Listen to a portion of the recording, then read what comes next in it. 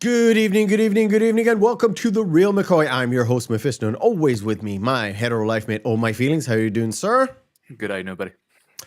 What is the Reel McCoy, you might ask? The Reel McCoy is your weekly movie podcast where we ask you to go and watch a movie. You watch it, come back to us, and we break it down for you, and we kind of enjoy ourselves doing it.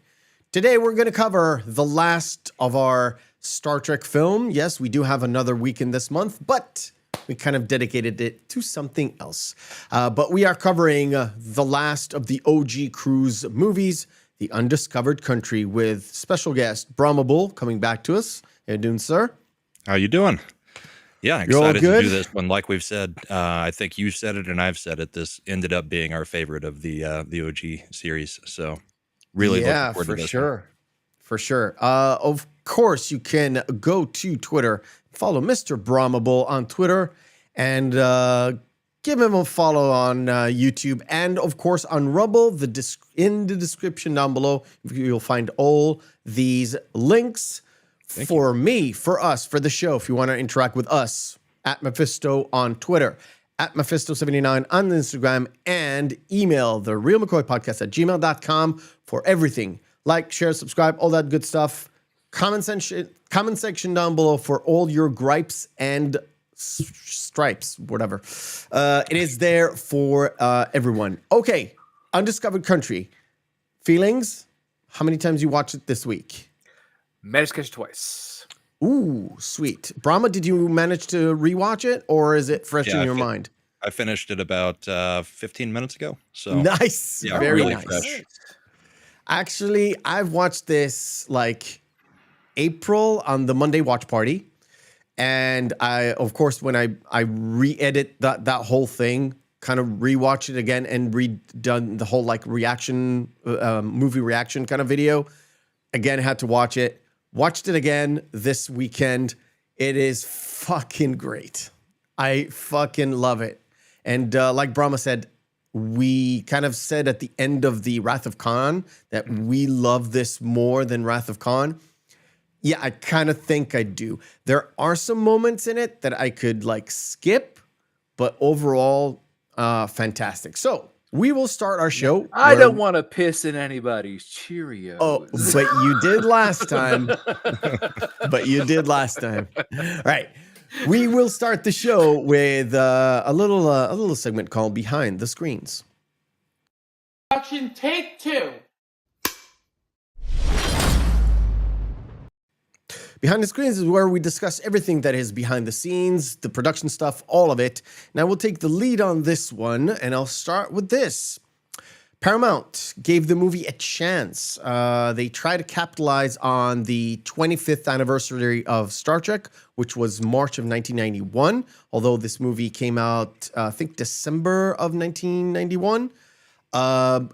Initially, they were quite hesitant on even making another one after Shatner's kind of disastrous Final Frontier, or Star Trek V, The Final Frontier.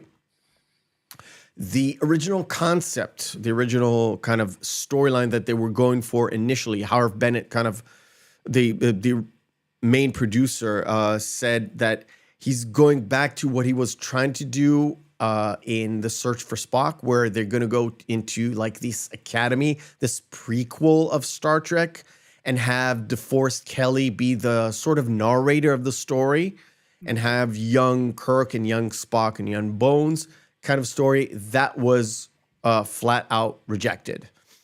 Then he included... Weren't they also thinking about doing a series too about Starfleet Academy? At one point they've been thinking about doing a Star Trek Academy series since The Search for Spock.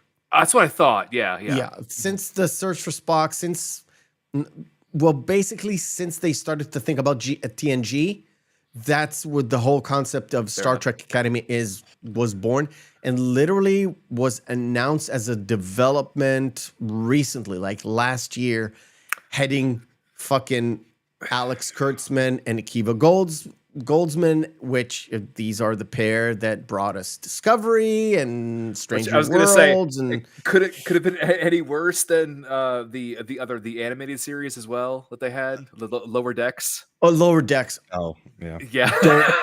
Don't get me started. I watched Worse like a than that. half an episode. That's not Star Trek. The concept actually came from a TNG. The Lower Decks actually comes from a TNG episode called Lower Decks, which depicts people that are like ensign level, all that stuff. In very interesting kind of episode, but it's as an animated series, I think it literally missed the mark on the first go, and like I'm not gonna go. It was really more with the humor that it doesn't jive It's with not- Star Trek in any way, shape, or form. not- yeah, With it's the not very Trek. crass, crude humor. It does not jive with anything in the 23rd century as it is depicted in Star Trek. So it's like, this doesn't really make any sense whatsoever why this is that way. Although there are some great comedians that do provide voice work for it. I will give them, it's not but it's enough, and it's not Trek. No. So Harv Bennett, having been rejected the first kind of draft or the first kind of idea because he didn't really write anything, it was just a concept. He included Shatner and Nimoy in the whole in that whole sort of Academy thing. Paramount rejected that too, and they had a real falling out. And Harv Bennett just left Star Trek and never to return. He was just, I'm done. I've gave Paramount what they asked of me. I gave them on budget, on time movies, and all I got was this crap, and I'm just done. Then Walter Koenig, who plays Chekhov, came up with a whole storyline where the Federation and the Romulan join hands and fight the Klingons. Now the whole crew has been retired except for Spock, and Spock goes out to this war. And he gets shut down, or something happens where he gets captured by a space worm of sorts. So the whole crew comes back together again to save Spock. So And it's some wait, ways. And the caveat is the only people who survive is Spock and Bones at the end. All was the rest of the basically- crew are dead. Star Trek aliens. I mean, Yeah. you I know was more thinking- speed Star Trek. I was thinking in a way. So in a way, Spock was almost like Boba Fett. Not really. He gets captured by the worm. He worm, doesn't become a worm like in Dune. But yeah. Okay, so when it came down to actual script, the Paramount, of course, came to Nimoy. Nimoy involved Nicholas Meyer, and they sat down and wanted to pitch some idea to Paramount. So they sat around, and Myers told Paramount, and they even told Nimoy, I'm fresh out of ideas. I'm done. Mm-hmm. And Nimoy said, why don't we just, I don't know, think about the Klingons as the Russians and the wall coming down. And Myers was like, oh, that's interesting. Mm-hmm. And once he got into it, it was like, okay, so Gorkon is Gorbachev, but it's not really Gorbachev. It's also like Anwar Sadat and Mahatma Gandhi and Abe Lincoln. So when I read that, I was like, Abe Lincoln? What does that have to do with anything? I guess he saw in terms of appeasement and that sort of thing. I guess he didn't actually, Razor Fist wasn't around back then, but if he would have watched the video about Abe Lincoln by Razor Fist, maybe he wouldn't have included that name. Razor Fist really doesn't like Lincoln. No. I was thinking another way too. He's more like Abe Lincoln or Hey Lincoln. Not really. but I get the Anwar Sadat and Gorbachev because they were still stuck in their own thing, but they were going towards, okay, we need to have some peace around here. Yeah. Nicholas Meyer signed off to direct the film. Paramount wanted him to direct the film because they didn't want Nimoy to direct the film, because otherwise they would have stuck with the same thing like in The Voyage Home and then The Final Frontier, where you have that a favored nations clause with Shatner and Nimoy. So if he directed one, One, then he Shatner had gets to one. direct one, and then it would stuck with the seventh one where they literally said, "This is the last one. We want this to end." So the title was used was The Undiscovered Country. It was a title that was supposed to be in The Wrath of Khan. We kind of talked about this, Brahma. Yep. It was supposed to be the original Wrath of Khan one used in this one. And also because of the whole Shakespearean thing that Nicholas Meyer was always about, or like old literature that he incorporated in his writing, especially in the ones where he directed. Yeah, Moby Dick and Wrath of Khan and Moby Dick Shakespeare and Shakespeare and Horatio Hornblower and all those kind of references to that. I know in some other of his works too, he really loves quoting Old Man in the Sea. Yes. He's a very, very, very big fan. No. But not in the context of Star Trek. Star Trek had he had like a specific vision for it. Gene Roddenberry hated the script. He also hated Wrath of Khan because he thought both of them were too militaristic, and they had a major clash. Like they had a few meetings, like script meetings at the start before it went to full on production, where they had shouting matches, and in one of them, it was like 5 minutes into the meeting, and Nicholas Meyer said, "Well, I'm going to give you the exact quote." It's like. He said this: "I created Saavik. She was not Gene's. If he doesn't like what I plan to do with her, maybe he should give Mac the money he made off my films. Maybe then I'll care what he has to say." And he stormed out of the room. Few weeks later, Gene Roddenberry died. Dead. And Nicholas Meyer felt so fucking bad. He insisted to start the movie with like in honor of Gene Roddenberry. At the time, Roddenberry was in a wheelchair and on oxygen, but Meyer basically said he didn't know how bad it was, that he was like death was imminent. The family really didn't give any, they really didn't tell him anything about it either. So, Yeah. Speaking of Saavik was always supposed to be a part of the conspiracy story. That's why they were clashing so much.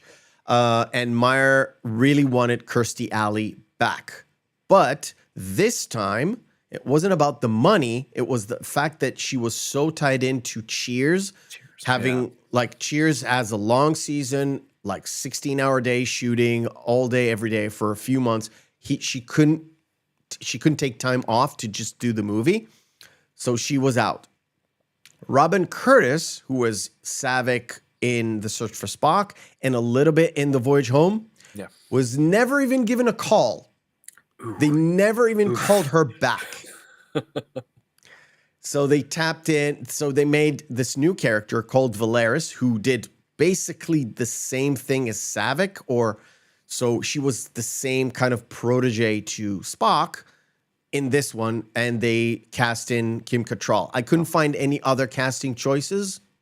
I guess at the time, what was she doing at the time? This was 91. Probably coming off of Big Trouble in Little China. Well, it does. After that was Big Trouble in Little China, and after in 84 she had Police Academy, and in 81 she did Porky's. Right. Was after it. Mannequin maybe Mannequin. 2? Yeah. Maybe Mannequin. I couldn't find any other people who were up for the role. They just picked her. And I could say, as an aside, I'm sure we're going to get to that point. It seems as though Valeris is just a little bit more than Spock's protege at this point, which I kind of wanted to tap in because I think that kind of unused plot line where there was that interaction between Spock as he was aging on Genesis and Saavik that they threw out. They were trying to throw that back in as the fact that she was like Saavik was supposed to have Spock's baby. Yeah, I think like, that kind was of like dropped. No, but I'm just saying like there were some undertones there, but it's like you could kind of see that there was some kind of very base physical attraction between the two of them. skipped over my head, I guess. Right. So the Enterprise bridge from Star Trek V was supposed to be the sort of what they were using for Star Trek VI. However, while in storage, literally they had like flash floods or heavy rain, or it said freak weather event in Los Angeles. I can only think of rain because it wasn't a fire. Not this time. It was almost completely destroyed. So they used parts of it, but it's mostly a brand new one. So to build a brand new one, Meyer need to go to Paramount, and they were like, we're going to do this movie, but we're going to tighten up the budget. So you're not allowed to build a new Enterprise set. Literally, the one executive called Fitzpatrick, something like that. And he was like, no. And it was to the point where they were, okay, we're done. We're canceled. Nicholas Meyer said, I need a set. I need to build a set. And they said, well, if we can't do it with the old stuff, you're done. Canceled. Few weeks later, regime change, new CEO, new studio head, came up to Meyer and asked him, what about this project? And it was like, we were canceled because we couldn't build a set. So the guy said, build your set. We're back on. Greenlit everything. Got him figured out. But he told him, you are not going over budget on this because this is like, the last. Yeah, I've just come into the studio. This is my neck on the line. Just you better not fuck up. Yeah. So because the budget was so tight, they used a lot of TNG sets with redressing. Okay. So the bridge of the Enterprise is a brand new one with some redressing of the old stuff. And the doubled up, the Enterprise and the Excelsior is basically the same bridge with a little bit of different lighting and a change of consoles. That's about it. Yeah, they changed the way Uhura's and Spock's seats are, so their backs aren't always to the screen. Exactly. So they're turned inwards a little bit so that they can be visible instead of always having their back. And showing. They were sitting like in front of the main screen. So when you have a shot looking at the whole bridge, you can see their faces rather than their back of their necks. Yeah. The dinner scene. The table, that whole area was the ready room not the ready room, the debriefing room or the briefing room of TNG. Spock's quarters was Data's quarters, but originally they were Kirk's quarters from Wrath of Khan. The Federation President's room was actually a redress of 10 Forward from TNG. The transporter room, it's the same transporter room in TNG and in this movie, but they, like I said, they relit it and they added one console to hide the console from the front. Deanna Troy's room was a redress of the ship's galley in the Undiscovered Country, or vice versa. And what else? And that's it. Right. General Chang was always modeled after Christopher Plummer. That's Nicholas Meyer wrote the part for him. It was unclear if he knew about the history of Plummer and Shatner, because Shatner was Plummer's understudy in stage production of, I think it was Hamlet.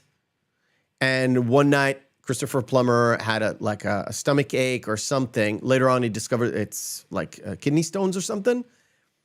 And Shatner replaced him and intentionally did the opposite of what Plummer did on the stage production. So if Plummer had a part where he was standing and talking, Shatner was sitting down and talking, and vice versa.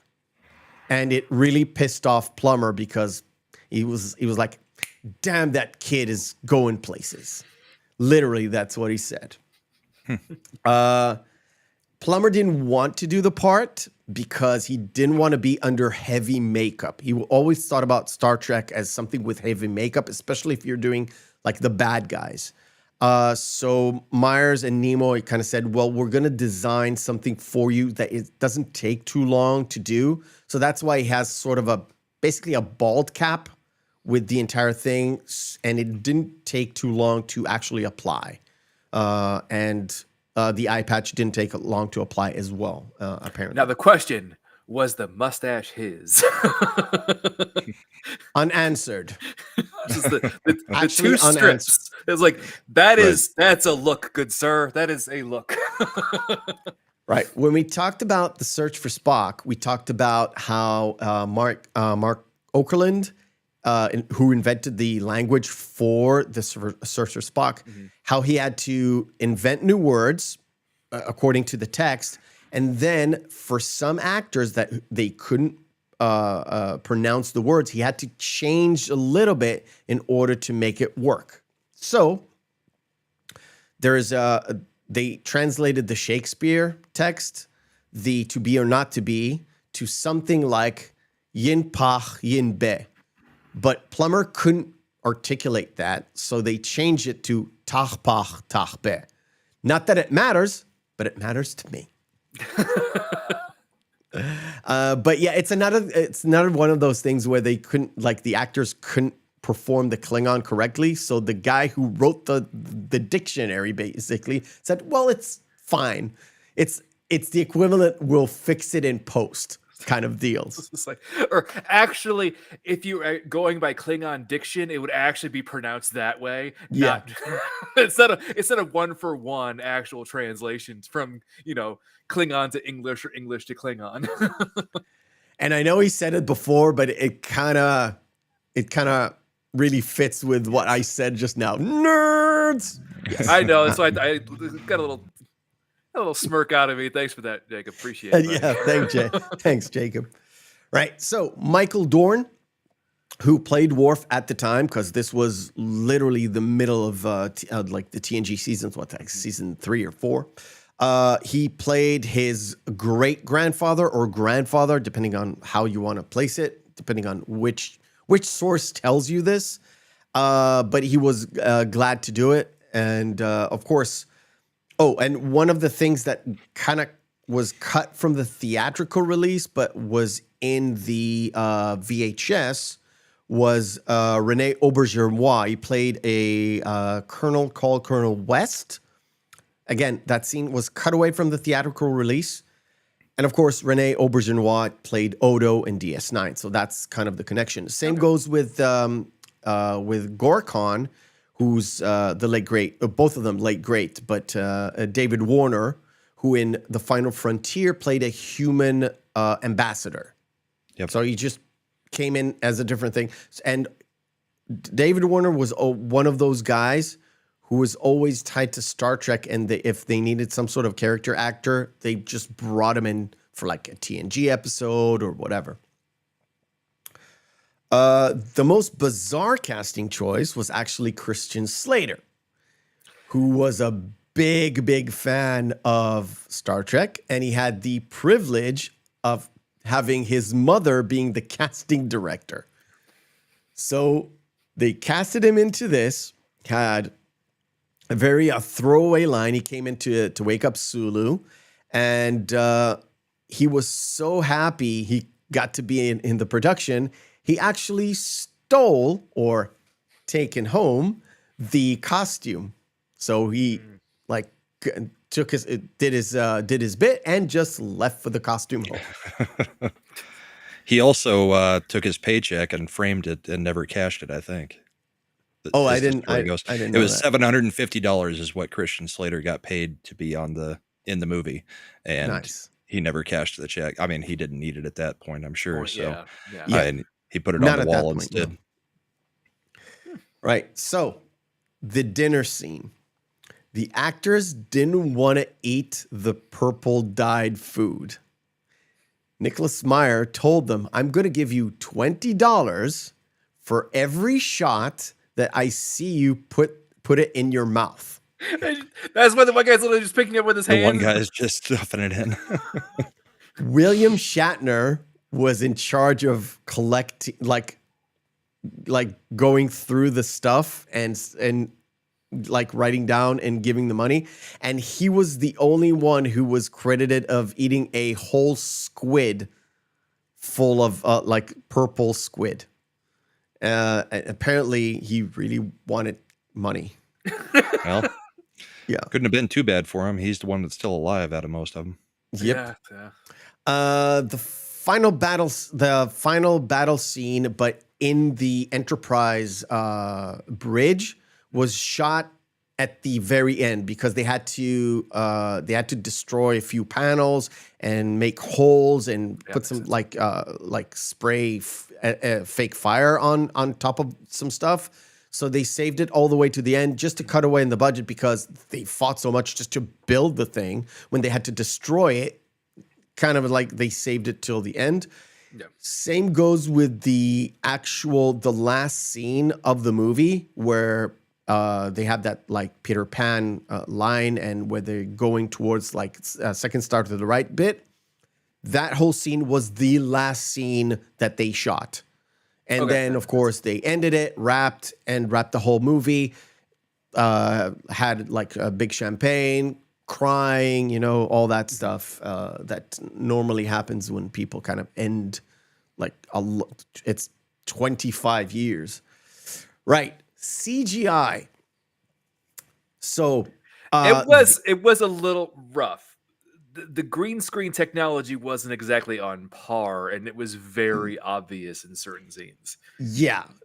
But you have to give them a pass, though. They didn't quite use green screen. So the first thing, the Praxis wave, they call it a Praxis wave.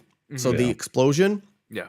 That had to be invented and reused later on in certain other films. Maybe you've heard of them, the remastered version of Star Wars. Yeah, they used that effect on the new stuff, which honestly, I fucking hate. The laser beams when they shot everybody at the start, that was done in the first version of Photoshop. The guy who invented Photoshop worked at ILM and did it, and then of course he took it with him to do something else.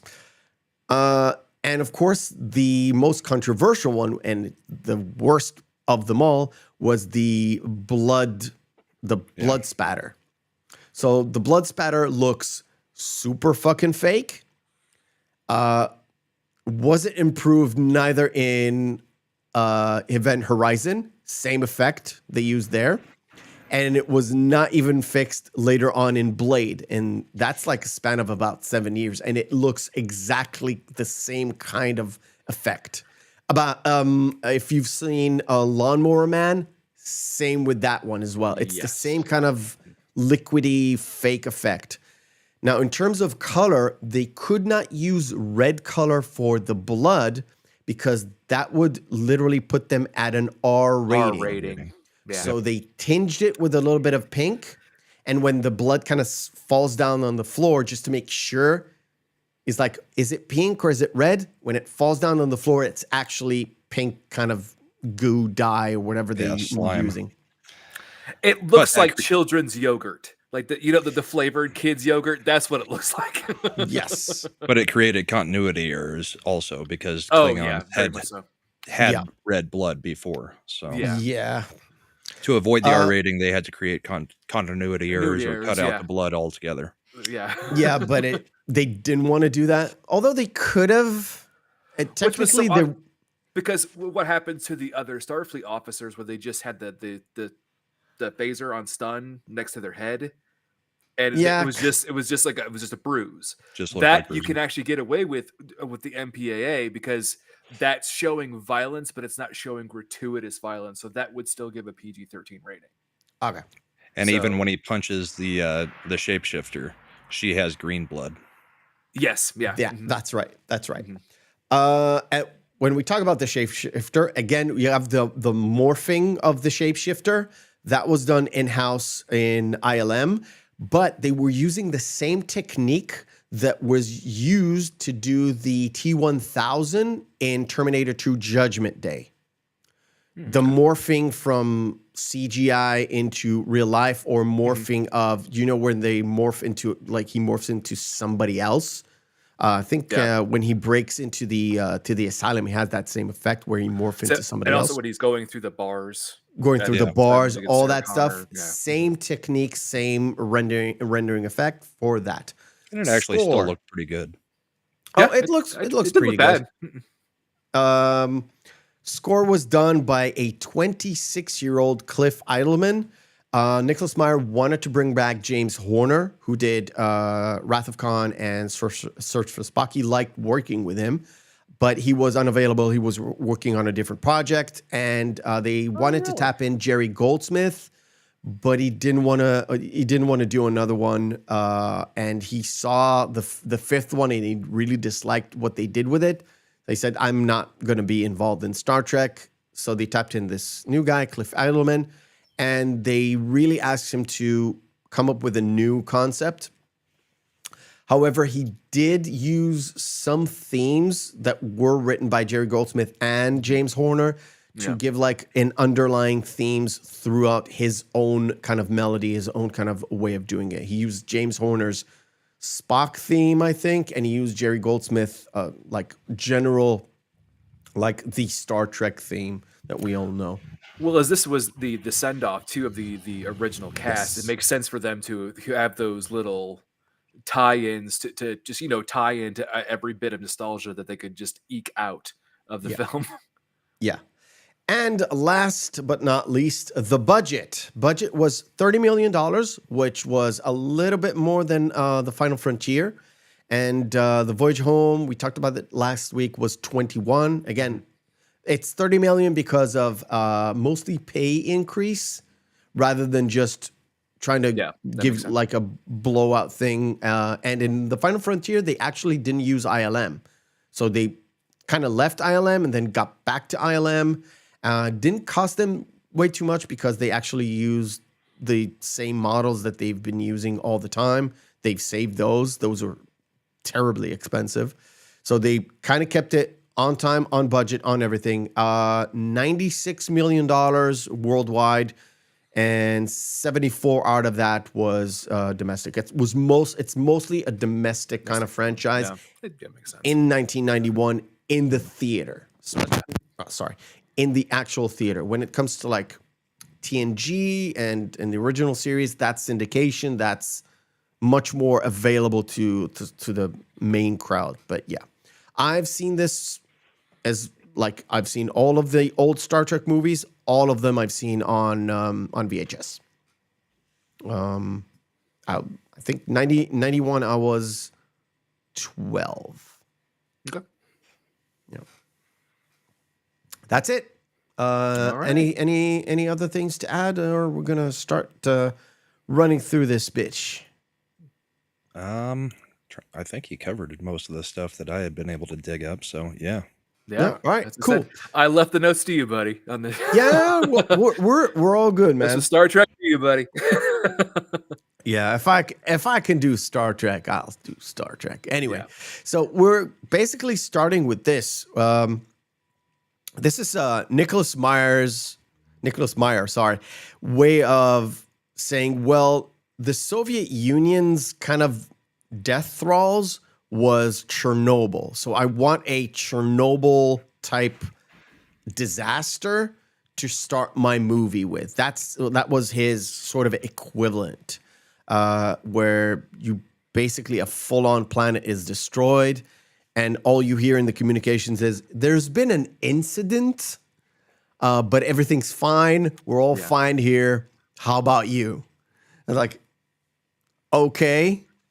But we see Sulu as a captain of the Excelsior. It's the original Excelsior. It's the same Excelsior that chased after Sulu when they were running in the search for Spock. That Scotty sabotaged. That Scotty sabotaged. Yeah. Yes. How much do you think it pissed off Shatner that Sulu was the very first person on screen? Oh, he had to be furious. But did Shatner still get top billing? Yes. Yes. Yeah. Okay. Yes. I guess that may have assuaged his wounded ego. And not only that, if we're going to get into it, something that I didn't have in my notes, when they have that the signatures thing at the end, George Takei is first, Shatner is last. Now you get why Shatner is last. He's Captain Kirk. He's like the top billing and that sort of thing. George Takei is first. He could have been closer to DeForest Kelley, but they kept them apart. Yeah. And not only that, at the very end when they're like skidding like side by side, and then the Excelsior is like, okay, we need to go. They have that little interaction between those two, and the person who says the last thing just between those two was Sulu instead of Shatner, which I don't know if it irked Shatner or not, because Sulu says like, I thank you, Captain, blah, blah, blah, blah, blah, and they leave. And all Shatner does was this. Right. And he doesn't say anything. Well, So and in Sulu in one of the original cuts or scripts, the Excelsior was supposed to figure out how to track the bird of prey through its gas. Oh. And Shatner said, absolutely not. Kirk would not need another captain to come up with the solution. So that was another point of contention between the two. Yeah, I'm not terribly surprised. The crew actually has a very famous person, very Star Trek-y person. I don't grab her now, but it's Rand. It's Lieutenant Rand. She has a cameo in, I think in every single one, maybe even apart from 5. But I need to rewatch 5 to like make sure. I think she's there in some sort of a capacity somewhere. It was, according to what I read, was very important to the people involved. I mean, the actors involved, to have her in, even for like a second or a few seconds, to make sure she is still a part of some crew. So she's on the Excelsior's crew. It's Grace Lee Whitney. Yeah. And then, of course, we see this kind of meeting between people in Starfleet. They bring in Kirk, and they don't know what they're doing there. As Spock comes up, and they're saying, well, okay, the Klingons are down, they're out. There'll be if we don't help them, they'll be done in about 10 years. They're gonna collapse into, civil war and all that stuff. And this is the time to bring them into the Federation. Now we see Admiral. What was it? It was 50 years left for the Klingon Empire, and it was Admiral Cartwright who says Cartwright. Klingons would be don't bring them in. Klingons would be the trash of the galaxy. Yes. Yeah. Yes, and he's like, and the guy who it's weird that the guy who plays Admiral Cartwright later on, I think he becomes like Sisko's dad in DS9 or something like that. So the actor, it's again one of those actors that kind of they brought him back to do other things, but at the start of the movie, it's like, okay, he's one of the admirals that kind of don't want to make peace. If we do an equivalent to what we see in real life, you get those people who have been fighting for so long and they really don't want to make peace with anybody. Same goes with Kirk. Has a lot of history with the Klingons, doesn't want to do it, and gets thrusted into this because of, let's say, rational, logical minds, I would say. Well, he does say that, at one point in time, Kirk, just being appointed the position, he's furious with Spock. And Spock's justification is, well, only Nixon could go to China.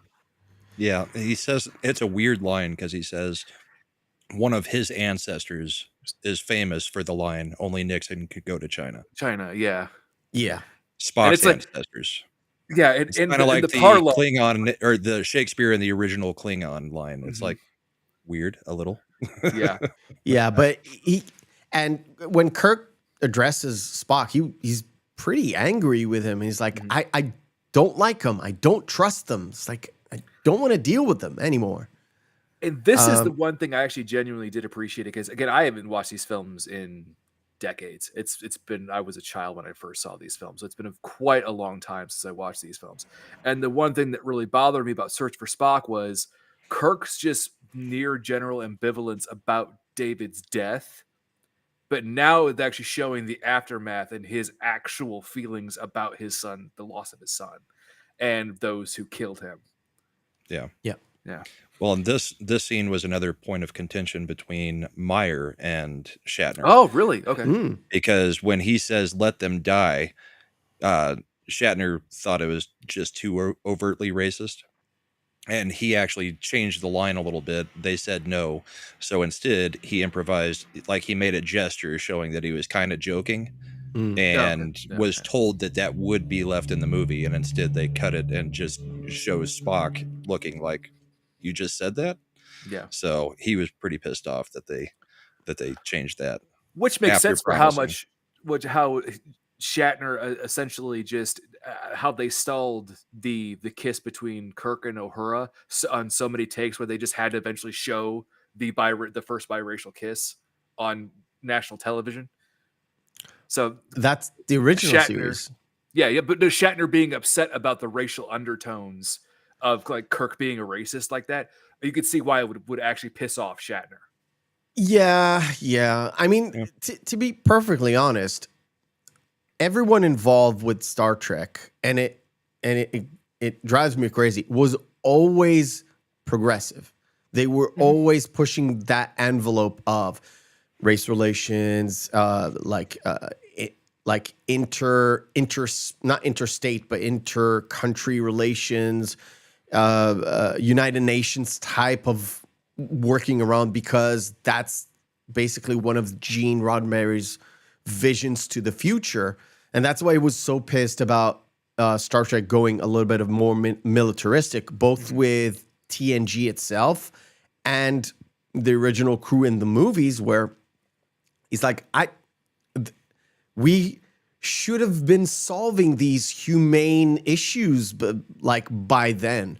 And Peacefully, I was like, yeah. yeah. And it works as an ideal, but as the fact that you need to create sort of dramatical situation, it really doesn't work. And one thing before we do our first kind of game is the relations between Valeris and Spock, where because Saavik is not there, they have to reestablish that kind of mentor and student kind of relationship, and that's what you get here, where you get to see Spock kind of explain the whole why we're doing this with the humans, why they're acting this way, kind of teaching her of the ways of the humans, because he's half human, but she's full on Vulcan, and they have to establish that thing where it kind of opens her up to how humans kind of interact and work, especially in that environment, in the Enterprise environment. Yeah.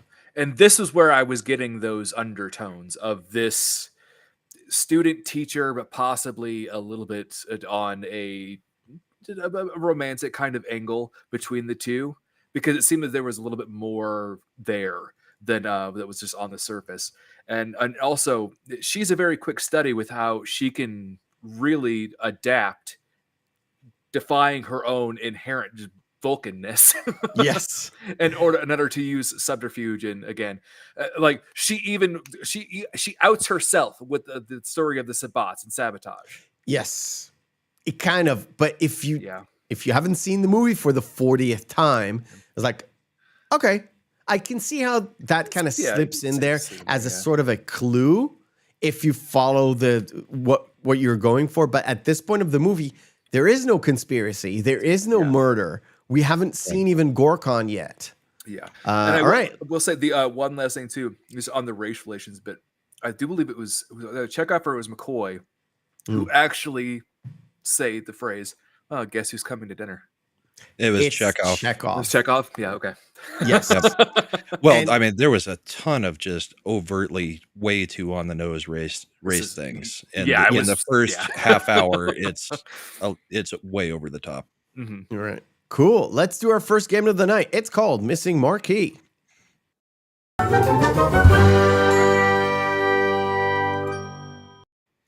Missing Marquee for the uninitiated is we take 10 posters of movies, have their text written off, display them in Brahma, and of course, the chat will have to guess which movie this is Here we go. Brahma, if you don't know, just say we don't know, and we'll just move forward. Because Nightmare on Elm Street. Nightmare on Elm Street. Which one? I don't need the name. Just give me a number. Let's go 2. Not And sure. oh, my feelings. This is 3. Dream Dream Warriors. Warriors. All right. We covered it. It's pretty fun. Great movie. Anna Karenina or whatever. Anna Karenina, yes, Karenina. of course. That one, don't know. Oh, my feelings. Scanners, right? Scanners is correct. Spartacus. Spartacus. Which one is that? Is that the Final Frontier? This is the Final Frontier. Secret of the Ooze? Not Secret of the Ooze. No, just the first one? The first one, yes. Okay. Teenage Mutant Ninja Turtles. Chaplin, but I don't know which movie it is. Okay. Feelings, do you know? If not, the chat will have to answer. Remember off the top of my head, no. We'll give the chat a few more seconds because It's oh god, this is gonna bug me too. Ugh. it's very easy if you look straight at it. If you know any Chaplin movies, yeah. I do. Oh, I okay. don't. If you don't, well, if you don't, you don't. Yeah, Right. This is called The Kid. yeah. The Purge? The Purge is correct. Not sure on this one. She is a former Nazi. Feelings, do you know? That is that supposed to be Schindler's List? Not Schindler's List. No. No, that's right. Never mind. Yeah, That I is know who Kate they Winslet. are. Just I know nothing it's I've Kate seen. Winslet, yeah. She looks very bad in this movie. Like she looks haggard in the movie. Anyway, it's called The Reader. The Reader, huh? Okay. Yeah. Oh, Yeah, I hope you know it because. Oh, my feelings know it. damn it! This is a really good cut too. I came here. Come on, finish the sentence. I came here to kick ass and chew bubble Chew gum. bubble gum, And but I'm all out of bubble Bubble gum. gum. Yeah. Rowdy Roddy Piper. Yeah, baby. Yeah. It's Nick just did this on Toxic Tuesday like 3 or Oh, 4 really? weeks ago. Yeah. And I still can't remember.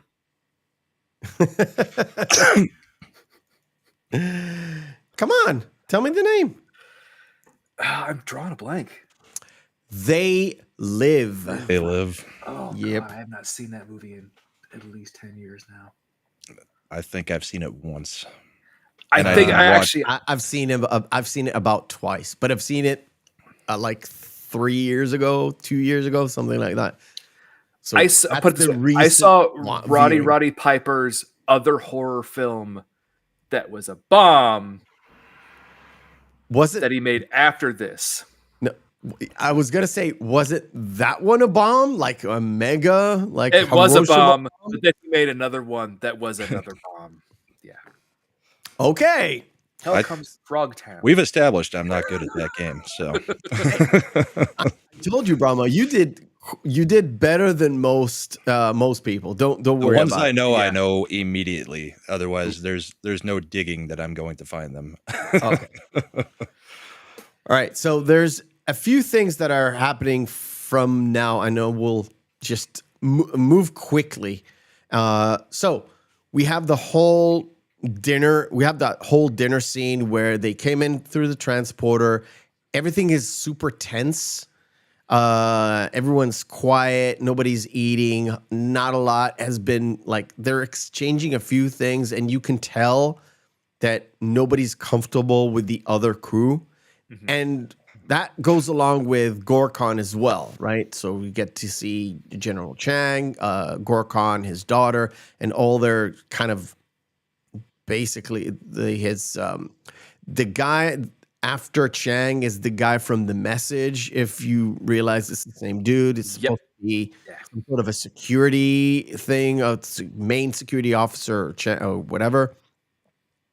And that whole dinner kind of ends with Gorkon trying to tell everybody, well, we're supposed to work together. It'll take time and that sort of thing. And when they leave to the ship, everybody's like, I need a drink. It's like, 1930s, Hitler. Yeah. That brought it to a screeching halt. And it was the daughter who said, well, the Federation is nothing but a Homo sapiens only club. Right. Because inalienable human rights is what the Federation believes in. That's what set her off. I did find it weird that Valeris, before they're going to dinner, announces on the bridge, by the way, we've got a whole bunch of illegal Romulan ale that you should probably have during this dinner. You would think that would be something you would maybe tell Kirk, but on the down low, not in front of the whole bridge crew. Yes. And then when they leave, I think at some point he says, like, I'm going to ban, like, no more Romulan ale while doing these dinners. I was like, fuck that noise. And right after the Klingons leave, you see the other two co-conspirators that are on the Enterprise, and they're making remarks. I think one of them said they all look the same, and the other said, I can't believe how much they smell. And then Valeris is standing there. Yeah, so there are clues throughout it who's in the conspiracy. Wasn't it Valeris who tells him to, don't you two have a job to do? Where it was like, that's a red flag, and then it cuts to the Klingon ship. It cuts to the ship firing. It's supposedly the Enterprise that was firing, but Scotty says all the torpedoes are accounted for, which was supposed to, for me, it was supposed to be a definitive kind of, okay, just check the arsenal and see that we haven't fired on the ship. The two guys go in because they disabled the sort of the artificial gravity. They go in with gravity boots, shoot everybody up, including Gorkon. And General Chang is very like, what did you do, Kirk? Your hatred and blah, blah, blah. He accuses him with all manner of crimes. And of course, Kirk is like, I surrender. And I'm personally coming there with my doctor to help, with evacuation or whatever. Yeah. And of course, right before the torpedoes fire, Spock actually calls Kirk up to the bridge to let him know that they've got this massive neutrino reading. And that becomes important later because that's how they discover that there's a bird of prey that can cloak and fire. Yeah. And of course, Bones can't do anything. And when he goes into like doing the CPR and he like bangs his chest, all the Klingons are like, what the fuck are you doing? It's like, I'm saving this man, damn it. And of course, Gorkon tells Kirk, like, this should not be the end, basically. It's like, we have to keep the peace. But then, of course, he dies. General Chang, who is he's a co-conspirator, it's like, arrest these men. And immediately Spock goes into like logical mode. We need to find evidence to make sure Kirk doesn't like gets accused of murder. Like it's sort of very immediate. Kind of he goes into gear because they all kind of sit around at the bridge. Uhura says he got arrested. And immediately like, we need to know what the fuck happened immediately. And by the way, if you missed it, before Kirk leaves, Spock pats him on the back. And I rewatched the movie to see if you can see it on Kirk's jacket while he goes to the Klingon ship. It's there if you look for it. Yeah, it's like a little transmitter. Oh yeah, the transmitter. Mm-hmm. Yeah, but Kirk had Spock had argued that he should be the one going over because he's the one that got him into this mess. And Kirk says, no, I'm going over, and it's going to be your job to get me out of this mess. That's the last thing they say right before they go over there. The thing, I mean, this is one of the things I'm not real fond of in the movie is everybody acting like they absolutely know nothing about the two different species or races, whatever you want to call them. Yeah, that really threw me Yeah. off. Is Bones having absolutely some no kind of idea medical about knowledge? any of the anatomy of a Klingon, that And also, kind of like, stuff. if he had no idea whatsoever, why would he go along with Kirk? Right. And why don't any Klingons have any basic CPR for their own race? If Yeah, And they I, don't. there's a and whole it bunch of seem- stuff that's kind of weird. and they seemingly don't have medics.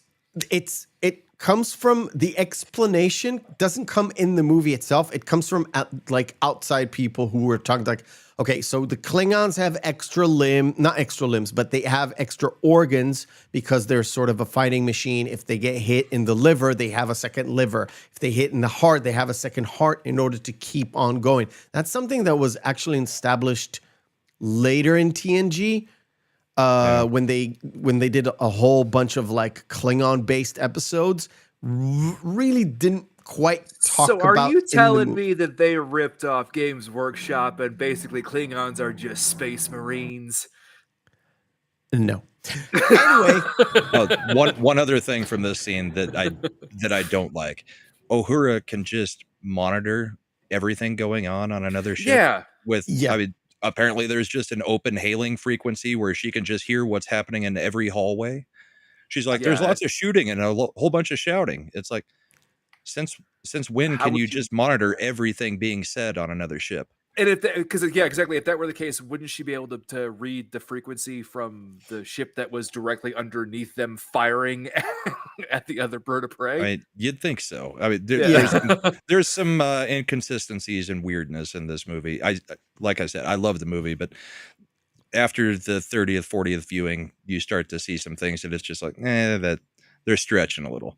Because one of my biggest issues is the universal translator in this movie. They just conveniently use it and don't use it all the time. And they even try to explain it, but it still doesn't explain other instances where, like, when they go to Rurapente, why would the guy who's running the gulag be speaking English? They already established that they don't have the universal translators, because during the hearing they were using them. And then, when they're actually in the prison, he says the universal translator got confiscated. So that means that the Klingons were speaking English to them in the prison.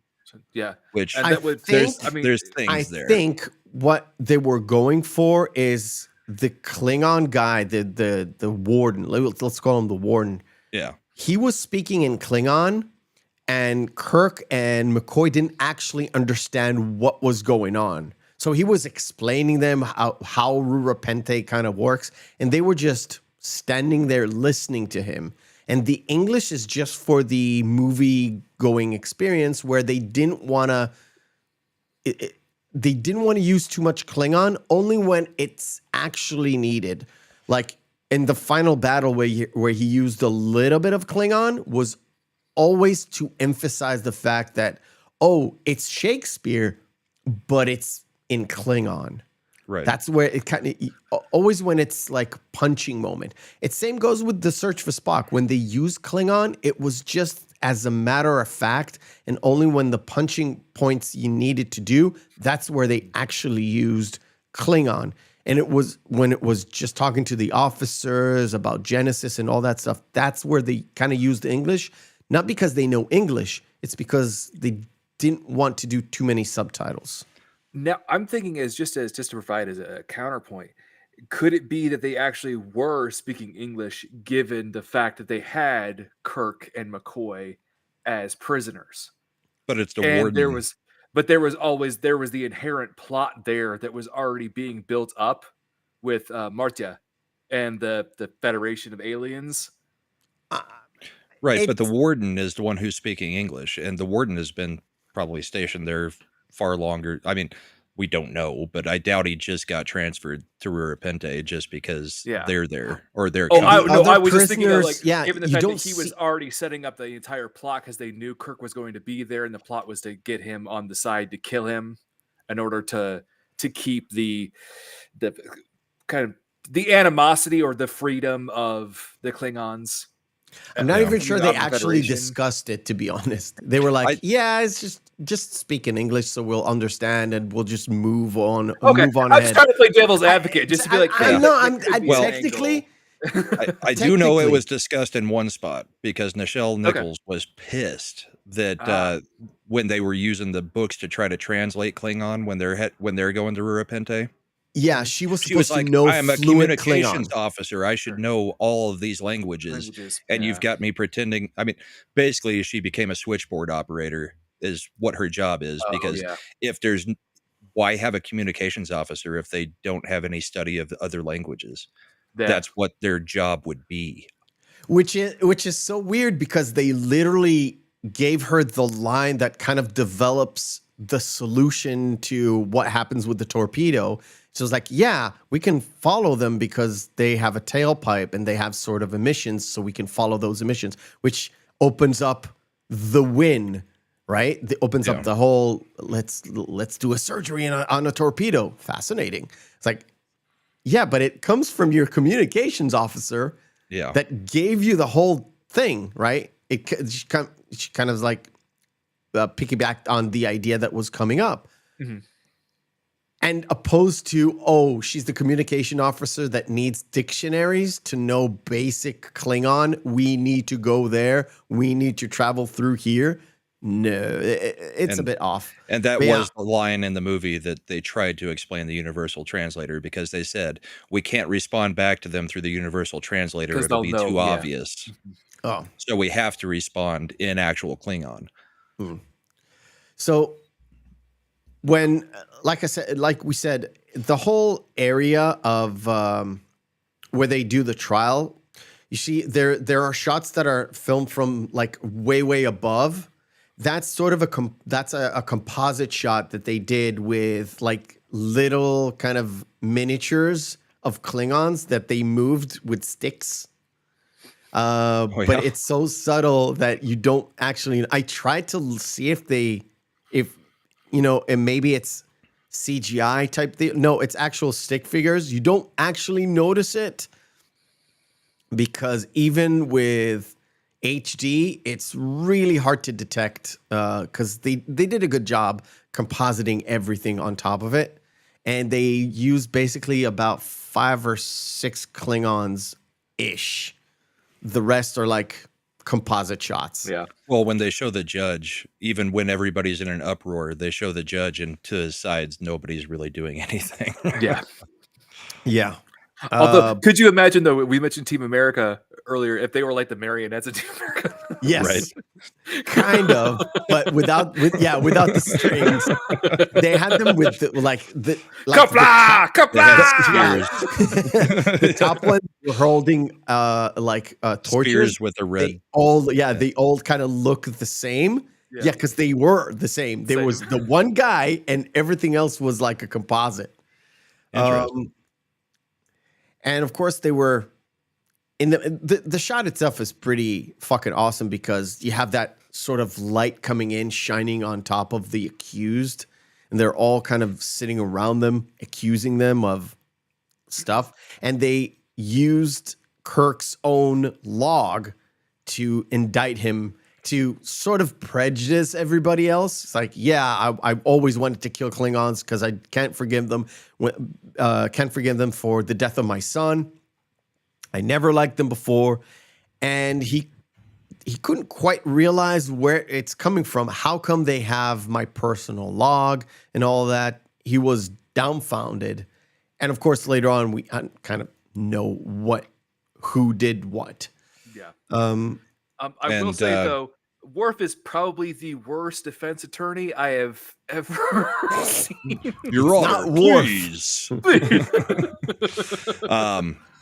So they're using the translators there that they're given, which is like the ones that were used in Nuremberg, which Shatner was also in a Nuremberg movie where they used translators like that for the German officers that were on trial. Yep. And of course, back on the ship, it was like, we need to find a bird of. They kind of figure out that it's a bird of prey, but the bird of prey can shoot while cloaked. It's like, and Scotty is so incensed that It's a like, bird of they're prey. gonna think we're crazy. Yeah. They will say And- anything. And this may have been where Spock had actually done the weird line about his ancestor, because this is where he basically gives Occam's razor rule and attributes it to his people. Yes. Yes. Like nobody Yes. else on the bridge would know of Occam's razor. The thing is, I did it's love not actually Occam's razor. No. I went back to check because I know that the simplest solution must be the correct one. That's Occam's razor to me. It always was. But it's like It's the most actually logical. a line the from Vulcan- Sherlock Holmes. Okay. And I was sure it was Occam's I did razor. love just the look between just Spock and Valeris, where they both Yes. did the eyebrow. Yes, the eyebrow thing. It's like, okay, And kudos his, to- his goes up and hers does immediately. yeah. Yeah. And I can't really catch that one. Let me see. No. She has that look, but she doesn't do the actual eyebrow. She does a head tilt. Yeah. Let me see. So, back on Rura Pente. This Meanwhile- dude gets nailed in the knee. However, No, that's not apparently- that guy. No. This is the first guy that just wants to Yeah. steal Kirk's. It's the blue jacket. demon looking guy that has Oh yeah, that's right. the knee nuts. That's right. I'm Oh gonna yeah, really. But that guy, the blue demon looking fellow, it really brings a whole new meaning to that Skyrim meme, huh? Yeah. Shot in the knee. Exactly. Took an arrow to the knee. Ooh. It wasn't. And- Marta has said, "Not all of us have genitals in the same location." We don't always. Not every species keeps its genitals in the same spot or Yes. something like that. Yeah. Oh, And Shatner was like, "Oh, interesting." And to me, the whole bit in Rura Pente itself was always kind of slow. That not slow, but this kind of the low moment of the movie. Even when they escape, up until they go up top, it's a bit weak. It's a weak moment in the movie. It's a little bit too convoluted, and it takes just a tad too long. It's about 7 minutes worth, and you could cut away to about 2 minutes. But at the same time, the believability of it is way too short that he Yeah. would just automatically be trusting this chick and she would come up and just have a way to get out that yes. quickly. That's what's so very interesting as well. Like he doesn't actually pull that card until they're already out there and just clocks her. But, Yeah. but before then, it's like, wow. So who's ever setting up this plot has such a low opinion of Captain Kirk. It's like, well, he can't keep it in his pants. Just look like an attractive female. Yes. He'll follow you. And the thing is, Bones is even saying that he's thinking. He's not saying you're thinking with your dick, but he basically says you're thinking Yeah. with your dick. Yeah. But all along, Kirk knew what he was kind of doing, and it comes up as soon as they go up. He knows. Yeah, he even flirts with her right after the line about the genitals on the knees thing. He said, "Is there Yeah. anything I should know about you?" Yeah. Yeah. Mhm. And of course, meanwhile, the Enterprise is literally conducting a search, trying to find out everything. And Starfleet is like, you need to literally come home. We need you, right? And No, we're having engine issues. yeah, and he turns to Scotty. He's like, Scotty, do we have engine issues? And Scotty's like, no. Well, Mr. Scott, you have to understand that in a few days, our Kirk is going to be dead. And it's like, and not in those phrases. It's like, oh, I've suddenly realized we need to make repairs for six Might take weeks. Yeah. Yeah. Yeah. Oh, It's Sulu as well. When Yeah, Sulu and pages them, and and Sulu also buys them time. yeah. Sorry, Captain, you're breaking up. And Yeah. Valeris says a lie, and he says no, an error. And then that Yes. comes back later when the line kind of gets repeated in a different way by her and him. Yeah, exactly. The fact that Christian Slater is coming to wake up Captain Sulu Yeah. was always Lowly funny little to me. ensign. Yeah. Yeah, the thing is this: if you don't know who at this point, if you don't know who Christian Slater is, you don't have the same kind of awe moment. But if you've seen like Heathers or anything else, and then Pump up watch the this volume, movie Young and pop up Guns. the volume, Oh, yeah. and you see, oh shit, he's in this movie, but he's like, he just comes to wake up Sulu. And then he's gone. He's never seen in this movie. Even at the very end, where you see the entire crew, he's not there. I've checked. Yeah. So that's kind of funny. Well, they were trying to keep a tight budget. They couldn't afford an extra $750, you know. Which he didn't cash.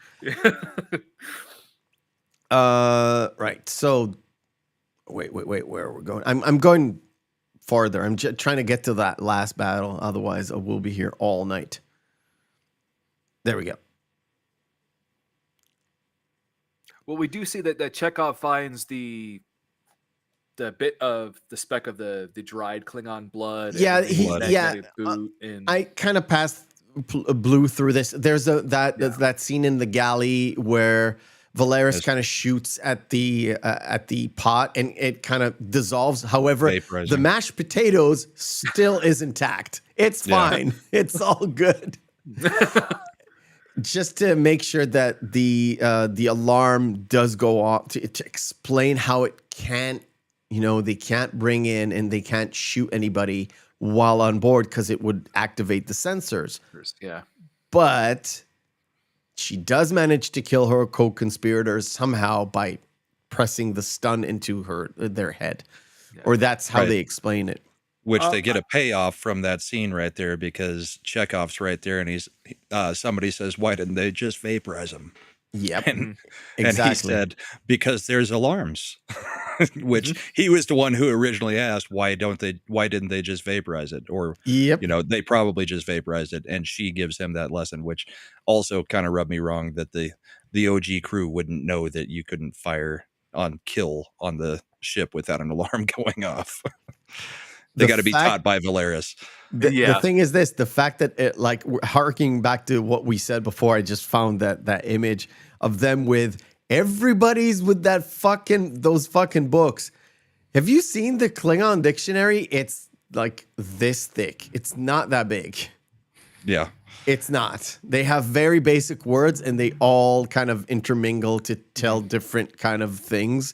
And it's very rudimentary kind of language on purpose.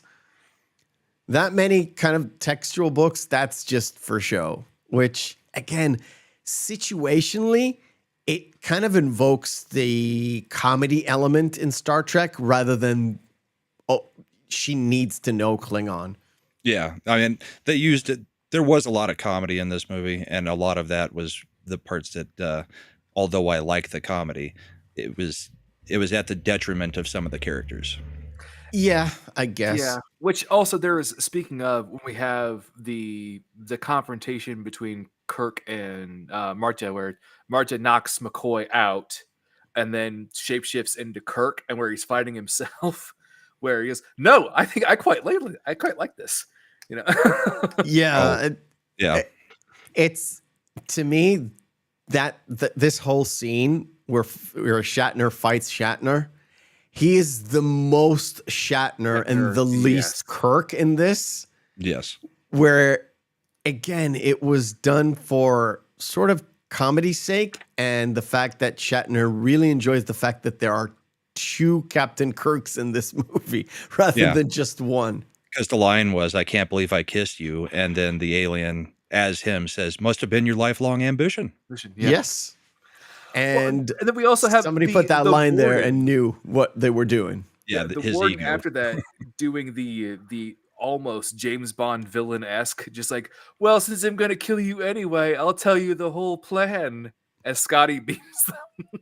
Yeah, that I'm just that is the part of the humor. And to me, it was a great thing because the writer of the movie, it was not Nicholas Meyer. There was another writer that helped. I had the name. Doesn't really matter. Anyway, the whole point is yes, we don't tell you the co-conspirators, whoever put them up to do this, because none of the henchmen would do that. He would not divulge the entire thing, even if they were at the point of the gun, right? But then you so find that's- out less than 30 seconds later in the movie. Yes, but Yeah. it's not. Yeah. It's not the henchman who says it. You see it from the mouth of the conspirator. In studying for this show and in rewatching it earlier, I did finally I found something that finally cleared up why, when there's two Kirks, why he shot the one that he shot, or at least a reason for it. Okay. That one didn't have shackles on their feet because the changeling got out of the shackles. Remember when it changed to a little girl? That's Kirk right. still has the shackles on when he gets beamed up. So the general or the warden would have known the one without the shackles is actually the alien, because he immediately shoots her after he says, "No, you idiot, shoot her," and he does. I even have the shot from the transporter. Yep, the They shackles literally are there. both of them still. have shackles. Yeah. So good continuity there. Yes. If very that's much what they so. were actually planning or trying to show. I don't know. guess- It's an explanation for it, because I was always it could like, be just happy circumstance. We'll let Yeah. it be. We'll leave it at a happy circumstance. But yeah, I totally get why he shot the no shackles. However, never mind. It's a whole rigmarole. Anyway, I know That's you fine. can go far ahead with this, but maybe it was just a chance. Maybe I don't know. Maybe he saw something in the glint of the eyes. but also McCoy immediately also knows that is Kirk. He walks Yes. over and has no doubts that it's Kirk. So I think they were going for something there. It just didn't quite come through, because there had to have been something there to clue you in and to clue McCoy in that it was actually Kirk. Yeah. Because when you see I'm going back to this. When you see the two shackles, you realize, okay, these are two prisoners. If you would have seen the shot of the warden and let's say two Kirks, but just the feet, one with shackles and one without, that would have been a visual cue to why he shot the one without the shackles. But you don't get to see that visual cue. Well, and to be that's fair, what I I'm think saying. the setup too, with probably the way that you set it up, maybe that's the reason why they focused in on showing the shackles coming, The alien in getting out of the on- shackle and with the Yeah. little girl and stuff. making it completely clear that, hey, it was Marta, the shapeshifter, that did not have shackles on. And then when McCoy and Kirk are beamed aboard, that's the first thing that you see is their feet and their legs still in shackles. So Yeah. Just one of those little things that when we're preparing for a show like this, it was like, I did not ever think about that. Yeah. I've always thought about how did he know which one to shoot, Yeah. but I kind of had chalked it up to he was going to kill them both anyway, so it didn't really matter which one he shot. But they That's actually true. did maybe plant a reason there. yeah. And when you say at 5 minutes later or 2 minutes later, we already see what was going on. First, we see Scotty kind of haphazardly finds the two suits that were used. Yeah. Yeah, And after then, a of full course, search of every part of the ship with detectors and everything, it's just an event. yeah. Yeah. And of course, we start to unravel this whole conspiracy with the warden kind of going to his, let's say, benefactor. And we kind of find out it's General Chang. No, it's not a big stretch for us to see that the guy from the Klingon side, who was the most opposed to these kind of talks, and of course was the most, let's say, arrogant, was a co-conspirator. Not a big surprise. The big surprise is actually Valeris, right? Valeris, well, and also the Romulan ambassador and Admiral Cartwright. Yes, Part, right? that As Yeah, well. but that you see at the very end. I'm talking Yeah. about like starting to unravel from this point on. As soon as Kirk gets rescued, and he was about to know who was in the conspiracy, it's like leaving you with a kind of a bitter taste, but then immediately starting to divulge what was going on. Well, there's a little throwaway snippet that's like maybe 3 seconds long right after Kirk gets beamed up. He walks over to Spock, and I think Scotty has just found the uniforms at the same time that he walks in. And you could take it as one of two ways. Kirk is telling Spock that they should do this, basically the ploy to try to draw out the person, or he's saying to Spock that Valeris is the only person who could have had that communication. And Spock says that is possible. It's a little bit. You don't hear what Kirk says, but you hear Spock's response of that is possible. Yes. Yes. Because it could be either of the things, coming up with the plan or there it is. I wanted to get that specific shot. It's literally that moment, and Spock is like taking a back. It's like, oh, yeah, that's possible, and that comes with Spock's sort of logical thinking. So it's within the character. Sorry, don't always know which clips you've got ready.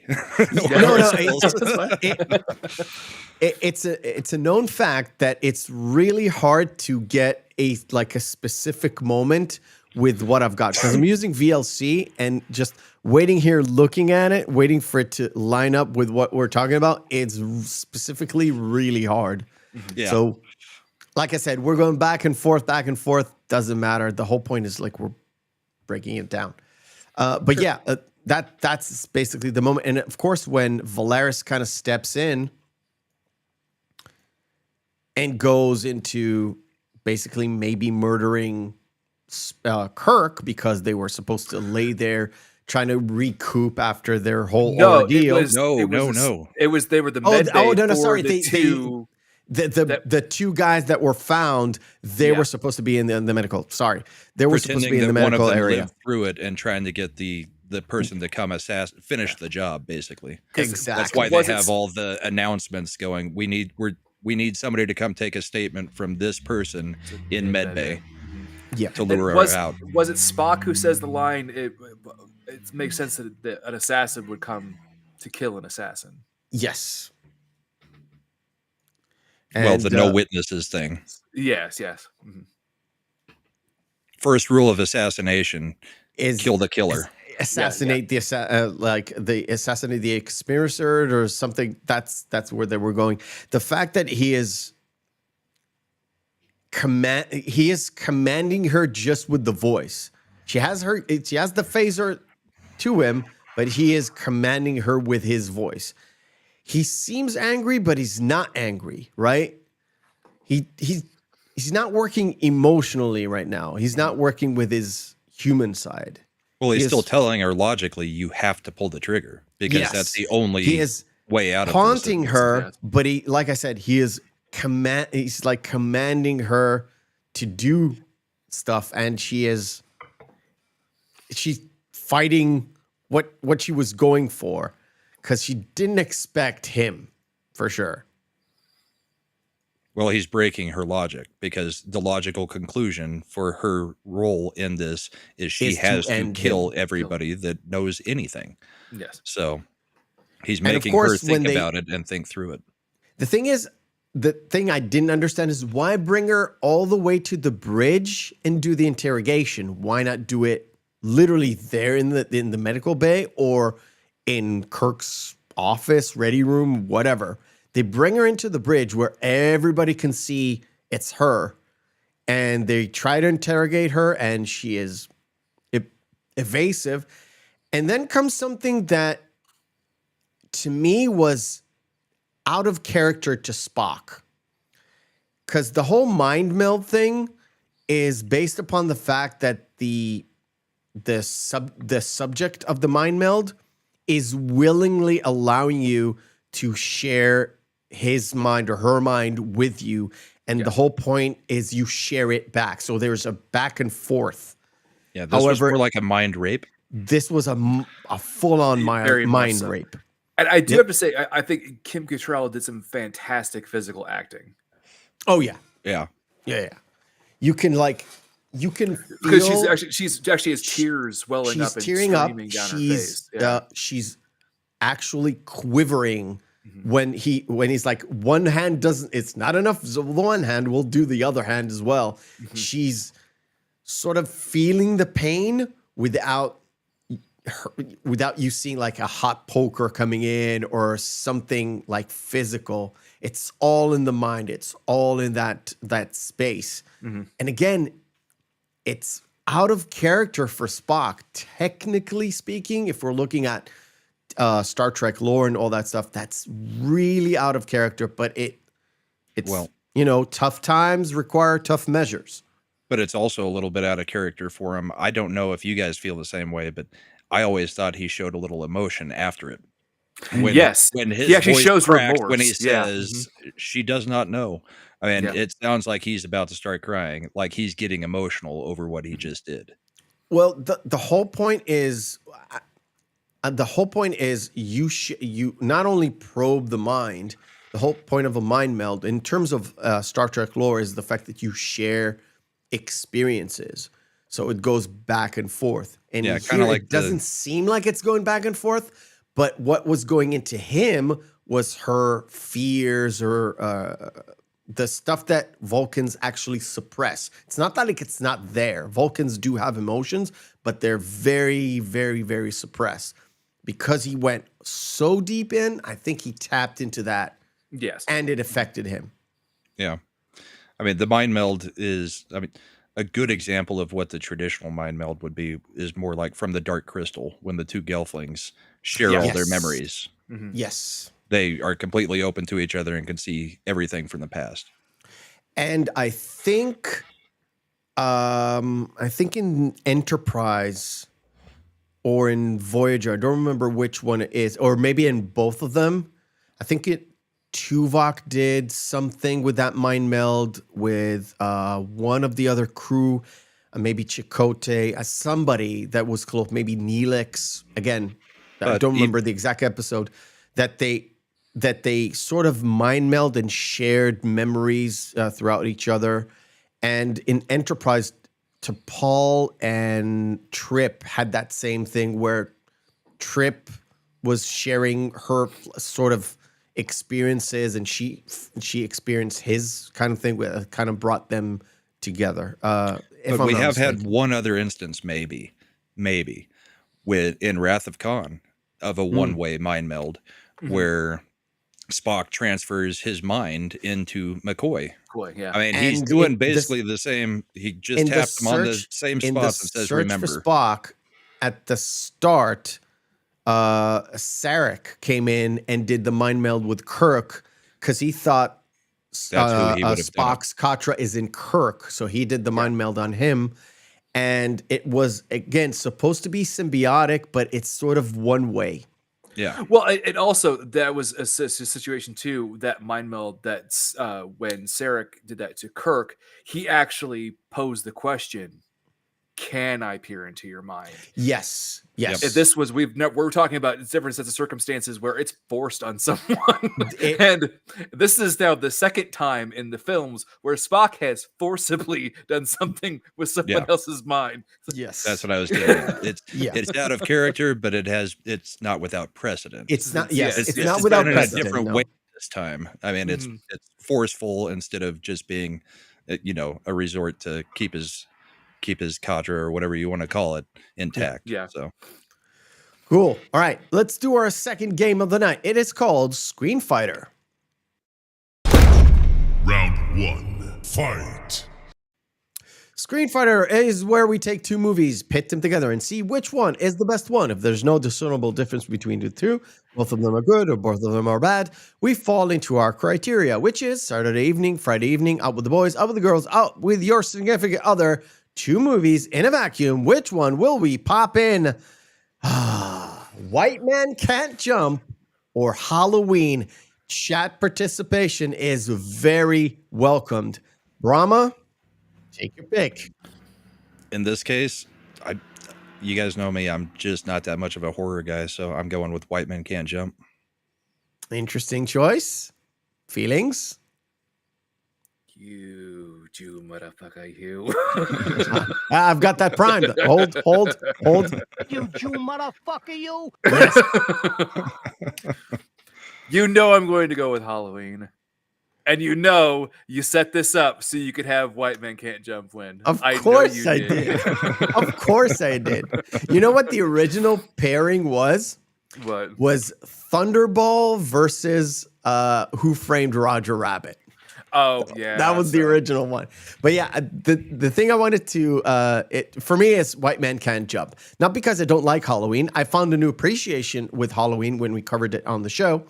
The poster is, I wanted to see what language this is. This is Italian, and it says "Chi non salta bianco è." It's white can't do salta, which is like somersault, which is Interesting. interesting to say the least. That's a way to translate it, I suppose. Right. Death Becomes Her or Big Fish. Bram, have you seen Big Fish? Oh yeah. Cool. And I would It's actually not go the with most Big famous Fish on this poster. one. Well, it's not the poster that I remember for the movie. I thought the No, movie no. had a big, gigantic tree with all the shoes hanging from it. Correct, Yes. Yeah. And I would go with Big Fish out of the two of these. All right. Cool. I thought it was a good movie. I know it's not one of the most loved movies, but I enjoyed it. All right. Feelings? Well, I do agree with you, Bram. I think Big Fish is actually, I think it's a little bit underrated. But I was actually just speaking to my mother about Death Becomes Her the other week, Meth. Really? And how much we actually adored that film. And we talked about this before too, where Meryl Streep and Goldie Hawn were supposed to work together after this. Yes. In She Devil? No. Thelma and Louise. Thelma and Louise. That's right. That's Yeah. right. Talked about this. I'm going to go with I like Big Fish. It's kind of a weird one. Remind me who's the director. It's not Terry Gilliam, right? I can't remember the I director on don't that remember one. the name of the director. Cronenberg? Doesn't matter. It's That might the Cronenberg. Big Fish is sort of a weird movie. When I saw it for the very first time, I was like, what the fuck is this weird movie? But it really captures you because when you get into the story, you're like into the story. Death Becomes Her is a great movie, and I love Bruce Willis in it because he plays the least Bruce Willis in it. Meryl Streep does Meryl Streep things. Goldie Hawn does Goldie Hawn things in it. Bruce Willis is the least Bruce Willis of, I think, in most of his movies, and I absolutely adore it. Doctor Who's The Waters, I haven't seen it. Amadeus or Charlie and the Chocolate Factory. That is the Johnny Depp Willy Wonka. Ooh, boy. Yeah, never saw Amadeus. Did see Ooh, Charlie okay. and the Chocolate Factory. I would prefer the original Willy Wonka any day over Charlie and the Chocolate Factory, but since I haven't Agreed. seen Amadeus, I guess that's the one I've seen is Charlie and the Chocolate Factory. Okay. Feelings?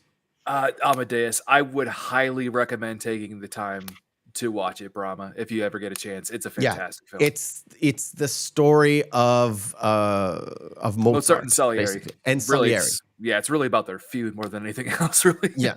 Okay. I would definitely go Amadeus. Charlie and Chocolate Factory, regardless of the fact that there's moments in it that I love Johnny Depp and where he took the character, where Willy Wonka is a weird, like predatory-esque character. I like where he took it, but it's a cheap imitation of a great movie. It's really a cheap imitation of a great movie. And Timothy Chalamet is going to have a very hard job, if not an Oh, boy. Ooh, That one's not going to be good. Wonka It's not gonna be 2023. I don't think it's going to work. Sadly, I don't have any feelings toward Timothy Chalamet, but it's an impossible way to do It's it. not going to work because from the preview at least, or the trailer at least, the Wonka that they're portraying is like happy-go-lucky type Willy Wonka, and optimistic Willy Wonka. Willy Wonka is not that. The character, I've said this on a few other things. I think I was talking with Brandon Morse about it. The character of Willy Wonka, at least in the original one, the Gene Wilder version, Yeah. he's closer to an anti-hero and being Jigsaw from Saw than Oh, he he's is very, very much very so. disturbed. It's like- Oh, he's very, mean, very He disturbed. basically, you can tell he lured all these kids in because Slugworth is always there right when they find it. And Yes. he's got all these traps preset to get them to go and do It's basically the- his bidding. It's just like It's like- Saw for kids. It's Well, in dude, so many ways it's too. You have to Literally, wonder how it's many literally times. Satan Mhm. with the 7 deadly sins. Yeah. Yes, well, and very much so. I actually just had a conversation with a friend about this the other day. She said, it really reminded me of Stephen King's novel Needful Things in so many ways. Oh, I Yeah. haven't even thought of that. Yeah. Yeah, yeah. All right, cool. Annie Hall or Inland Empire? I've seen neither of them. Sorry. Oh, really? Okay. Oh, my feelings? You're not going to pick Annie Hall. No, I actually it's one of Woody Allen's films that I actually enjoy. That Okay. also in Midnight in Paris, the only ones that I really much care for. But I think Inland Empire is one of David Lynch's best films, and it actually makes the most sense. It's no, It's not Blue my favorite Lynch Velvet or movie. Lost Highway. It's not my favorite Lynch movie, but I do have an affinity for David Lynch's work because it's always crazy. It's always out there. I like what he does with his movies, and I don't like Woody Allen. I totally get it. And to me, Annie Hall is a crime against humanity, not because it's a bad movie, because Wow. it took the Oscar for Best Picture Yeah. the year Star Wars was out. Yeah. Mm. And they took that over Star Wars. Nope. That's like Jethro Tull winning the As a- Grammy yes. over Metallica. Metallica, Yes. yeah, for best heavy Correct. metal album. What was that? Right. It was First ever heavy metal album Metal. category. yeah. Yeah. Right. Man, Last but pairing. Purple, those rockin' flute solos, man. Hocus Pocus or Sleepy Hollow. Oh, Brahma? Sleepy Hollow, I guess. I mean, it wasn't the greatest adaptation of that story, but it was a fairly good movie, and of course, it's got Walken in it. It's so- got Walken in it. that's Anything with rockin'. Christopher Walken, I'm gonna like. And Hocus Pocus, I really can't stand Bette Midler or Sarah Jessica Parker. So, Or the other third woman. yeah, nobody even I- remembers her name, but she spent time with Whoopi on Sister Act, so she's probably infected. Yeah. Anyway, I didn't like Hocus Pocus. I really didn't like Sleepy Hollow. I didn't think it was a good adaptation of that book. I didn't think it was a good adaptation as a movie. It was just something was missing in it, and it was billed as a horror film. I don't Very think much it's so. that No, it was much more of like a a horror period film. piece drama. Sort of. It came out. It came Yeah. out kind of. It It was correct supposed me to if I'm be wrong. dark and dingy. It Was was it also Burton? Yes, Yes, I believe so. yes. Makes sense. That's why Johnny Depp is in it. Yep. But yeah, Sleepy Hollow. Feelings, probably Sleepy Hollow. I was gonna say, I actually have a really, I've just a long history with Hocus Pocus. My cousin and I don't used to knock watch it. it when I was growing up. It's one of those films where it's saccharine. It's a bad film overall, but you have such fond memories. It's every Halloween watching this with my cousin before we go trick or treating. It And was mine just- was Ernest Scared Stupid instead of Hocus Oh yeah, no, Pocus. that's would have been much better. I would have really much preferred that. All right. So, what was left for us in the actual movie we're talking about is this. Let me go back. The whole battle. Oh, before the battle is Spock kind of regretting what was going on and Kirk regretting the fact that he didn't play ball with Gorkon from the get-go. Sort of like Kirk saying subliminally to Spock, yes, I know why you picked me for this. And Spock kind of meditating on that whole mind rape thing, I guess. And they both kind of get to the same conclusion where they were supposed to be more open to ideas. Spock being more aware of Valeris's dealings, and Kirk being more aware of trying to be open with. We were supposed to be better. Yes, we were supposed to be better than this. Less racism. Less racism, yay. Wait. There is a communication between Sulu and Kirk about we need to get to somewhere, but we don't know where we're going. And Sulu kind of divulges the fact that, it's in Kittimer. I think it's him, right? That says Camp it's Kittimer. in Kittimer? Yeah. Because Valeris doesn't know the information she didn't know when he was delving too deep. And when they get there, they know they're there. They know the Klingons are there. They know they're cloaked, but they're just sitting there waiting to engage. And of course, Chang is there and recites he recites it's Richard III, once more into the breach, my friends, right? That's Richard III, if I'm not mistaken. Yeah, he recites from a few different things, but yeah. Mm-hmm. Yeah, it's very kind of Shakespearean way. He's so fascinated with Shakespeare and that sort of thing. And it just enhances how brutal and kind of insane he is with his bloodlust. That's always what I was thinking when I was watching this. It's like, oh, this guy's a bad dude. He quotes Shakespeare and fucking fires at a sitting duck, basically. And Sulu's on his way, and the guys are like, we're flying the ship apart. And he's like, fly her apart then. Fuck it. We're going to save our good friend Shatner. Right. Now, the only thing that would have been funny is if, as they warped in there, if it made the same bucket of bolt sound that it did in Search for Spock. Right. Well, Scotty was not trying to do anything. But yeah, the Enterprise takes a beating. And of course, once the Excelsior is there, they take a beating a little bit.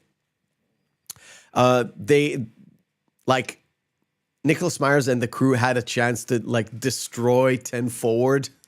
Literally explode and destroy 10 Forward. And the ILM crew, I saw an interview with a couple of them. They really enjoyed destroying the Enterprise, but they didn't destroy the main model. Like they used in the Search for Spock, where when they needed to do like the saucer section, the explosion, like the torpedo kind of runs through like a cannonball through the saucer section. Yeah, they actually used they actually used a saucer section part that was like a small model, turned it upside down so it'll be exploding into space rather than just imploding, and they composited over the real model so it would look of the same. So they didn't destroy the main kind of model that they used. I always thought it was funny that the torpedo was a through and through. You don't see anything come through it, but it was essentially a through and through gunshot wound. Yeah. And the thing is, the Excelsior does get the same kind of treatment, but overall, I guess they have better shielding. So it does go in, but they have and it hits, and from the inside you get like little explosions and all that sparks and stuff. But the ship itself doesn't get a through and through.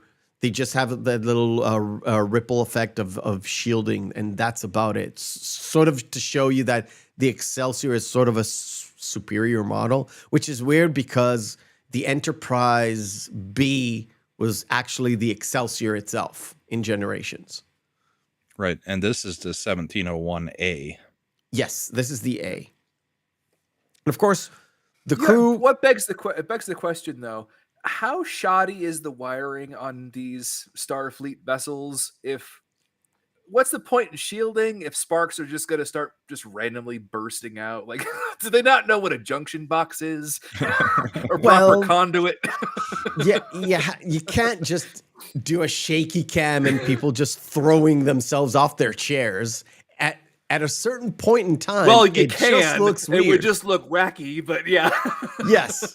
So you have to like explode like a junction box and a relay station, something, right? have to make something. And of course, Uhura saves the day with that ship must have a tailpipe. And one of the best lines in Star Trek history is like, "Doctor, would you mind assisting me with a surgery and a torpedo?" And kind of a role reversal with Spock saying, "You want a company doing a surgery," which was Bones' line, and Bones saying, "Fascinating," like Spock. And they both go off to deal with a torpedo. And of course,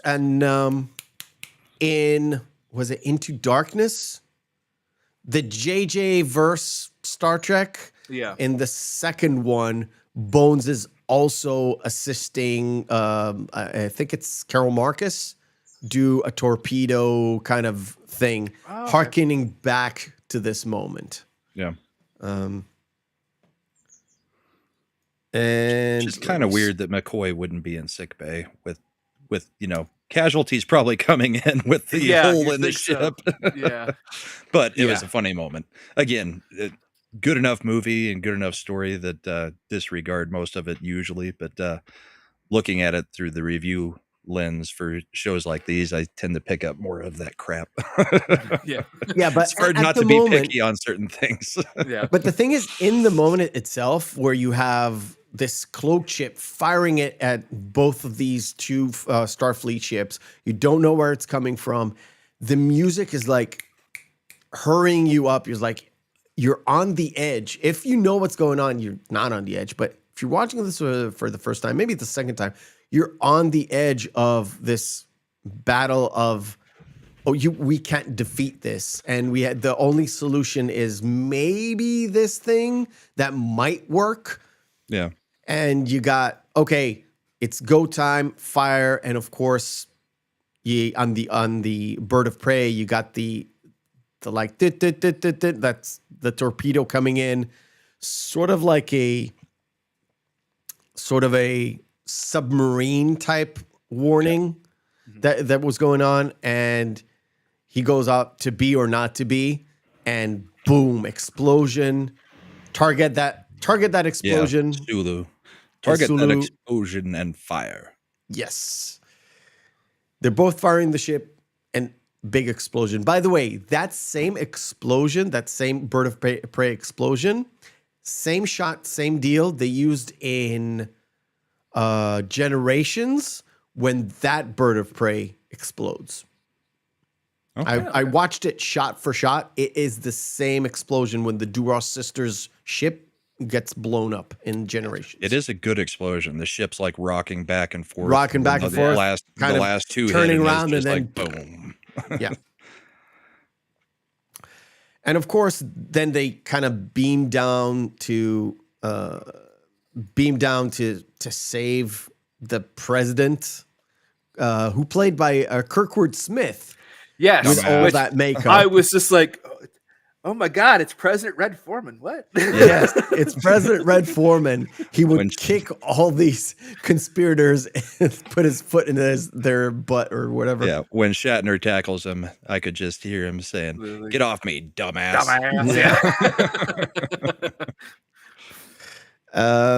And I think it's Scotty that went up. I think he is. Yeah, he Scotty goes and that went kills up the shooter. and kills the shooter.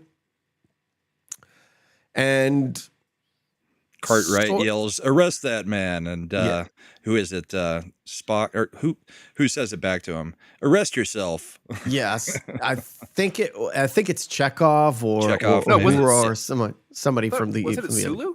Sulu catches him after he tries to sneak out the back after that line. Okay. Sulu's That's like, right. "Hold it right there." Yep. And of course, you get the full resolution. Thank you for upholding my father's kind of legacy, blah blah blah. And you see this it's sort of a end of the first Star Wars thing where they turn around and they look at the crowd and the crowd is like cheering and the Klingons are trying to clap, but they do Yes. Well, there are other aliens too that are going. Yeah. Yeah, it's the same They're almost ambassador. doing this Tesla frost. Yeah, the whole thing like this.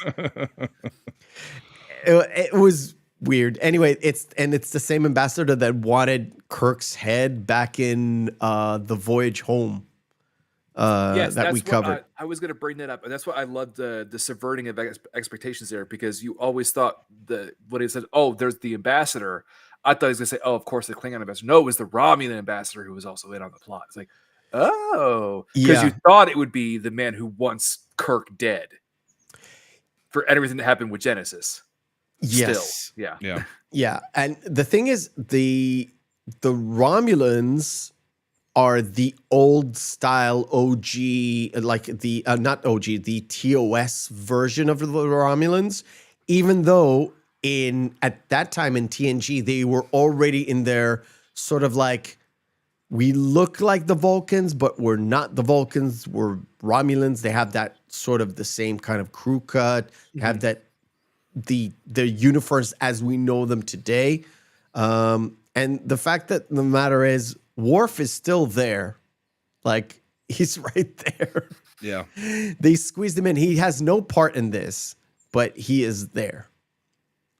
Just to be an extra Klingon. Well, and it may have come from one of the books or something, but wasn't the original explanation for the Romulans and Vulcans looking similar is that they basically were the same race and diverged?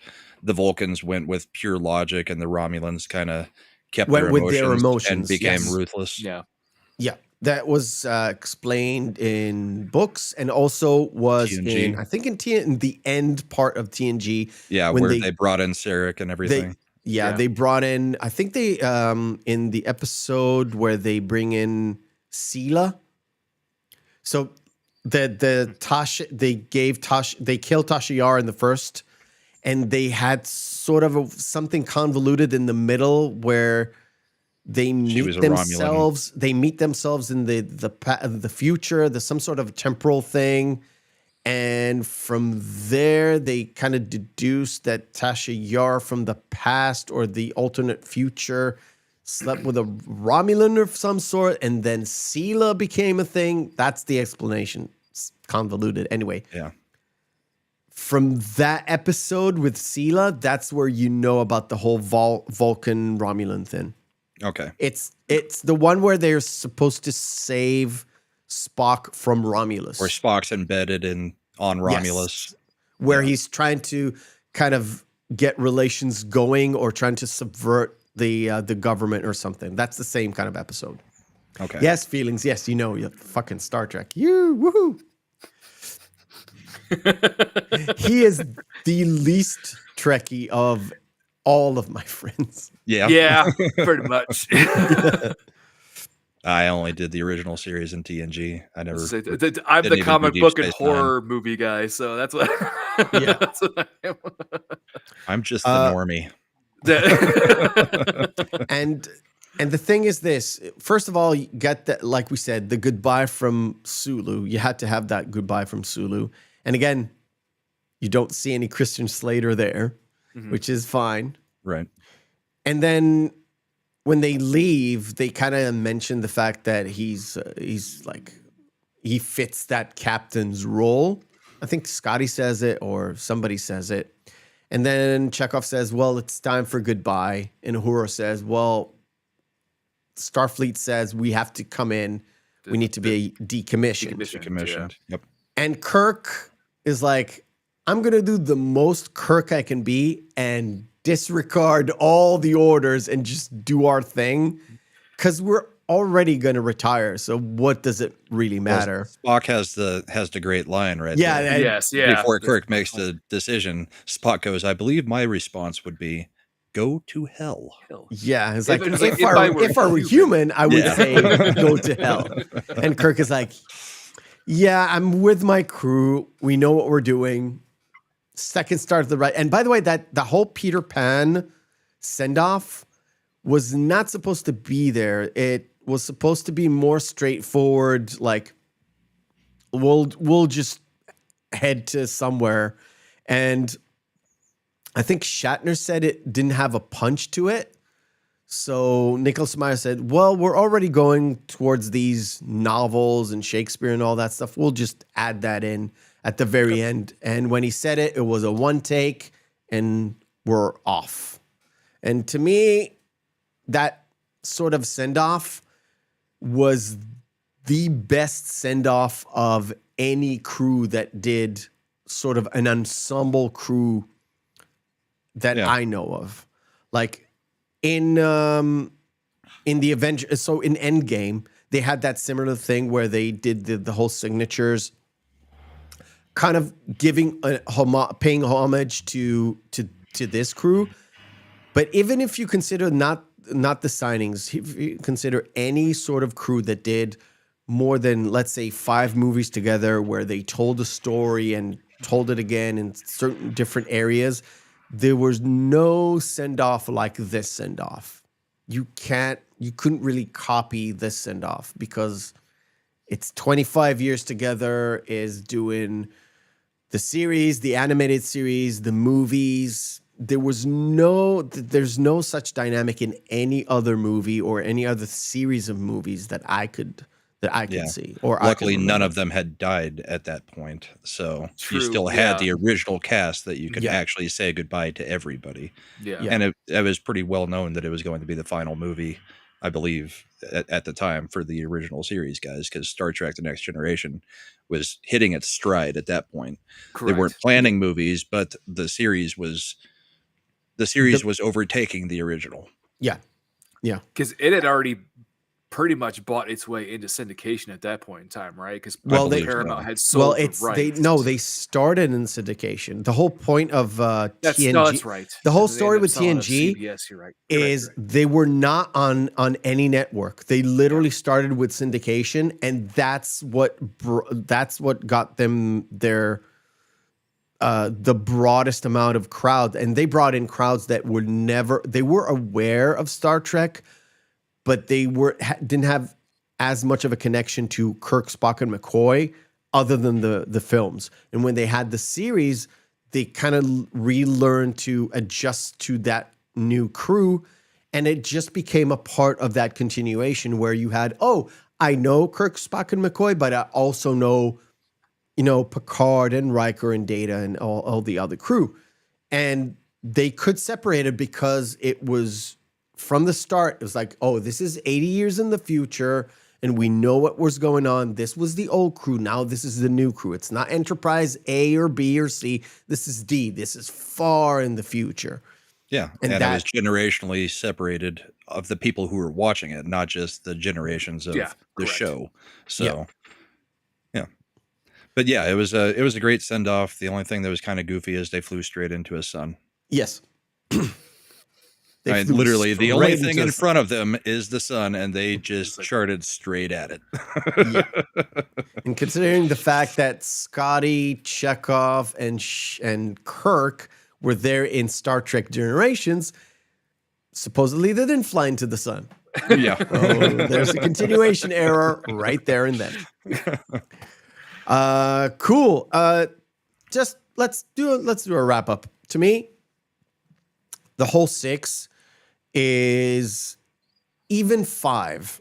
Looking back at it now, watched it a few months back, it was just more. It was more of the same. To me, Star Trek, the old crew was more the movies rather than the TOS.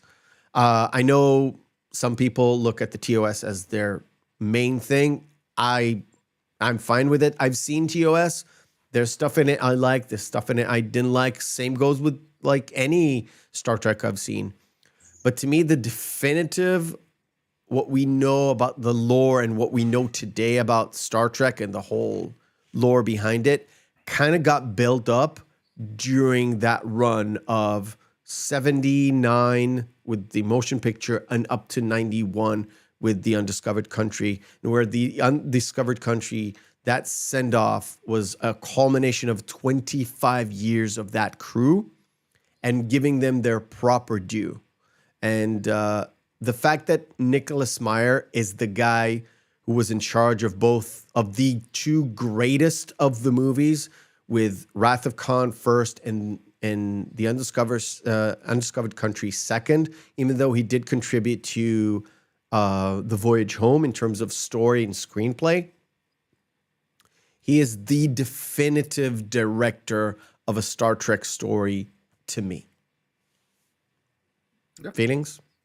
Agreed. Actually, I was going to go with Brahma. Is Okay, you are Brahma. more versed in Star Trek than I am. No. You definitely have more of an No. opinion to weigh in on this than I would. You said it pretty succinctly, and I agree. If I'm going to watch Star Trek movies, it's going to be 6 or 2. And the others just don't do anything for me. I've never liked the time travel, and I've never liked the original, especially. I think I've watched it once or twice, and just didn't do anything for me. You know what the Actually, weird bringing part the is, action Brahma? in is kind of what I liked. Brahma, wait, before you continue. You know who absolutely adores the motion picture? Toxic man flu. Robert Meyer. No, Robert Meyer Burnett. Yeah, He thinks that's his definitive Star Trek movie. that's But toxic man flu. Same thing. I mean, they both adore it, but they're of a certain age. They saw it in theaters. They probably watched the original series while it was airing. I mean, for me, I had watched a lot of Star Trek: The Next Generation before I had watched most of the movies, and the Wrath of Khan and Undiscovered Country, out of the original series cast, felt the most like The Next Generation to me. So that's probably why I'm drawn to those.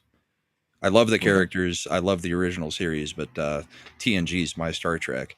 So, I mean, and while their movies sucked, I mean, I think 2 and 6 are absolute classics of cinema for the original crew. So, cool. All right. Feelings, since you have no feelings about this Star Trek and I was care just less going to about say, just fucking. going to say one thing. I was dreading going into this month. Really? I have. Well, again, I watched these films when I was much younger. I didn't have the patience or the interest in Star Trek whatsoever. So trying to sit an 8 or 9-year-old me down to watch these movies was like pulling teeth. I remember being bored, not caring for the characters, what in any way, shape, or form. And I was thinking, okay, Meph loves Star Trek. It's his birthday month stuff. Just get through it. Even though it came a month after my birthday. Day, that was your call to remember. That was all my scheduling. I'm sorry.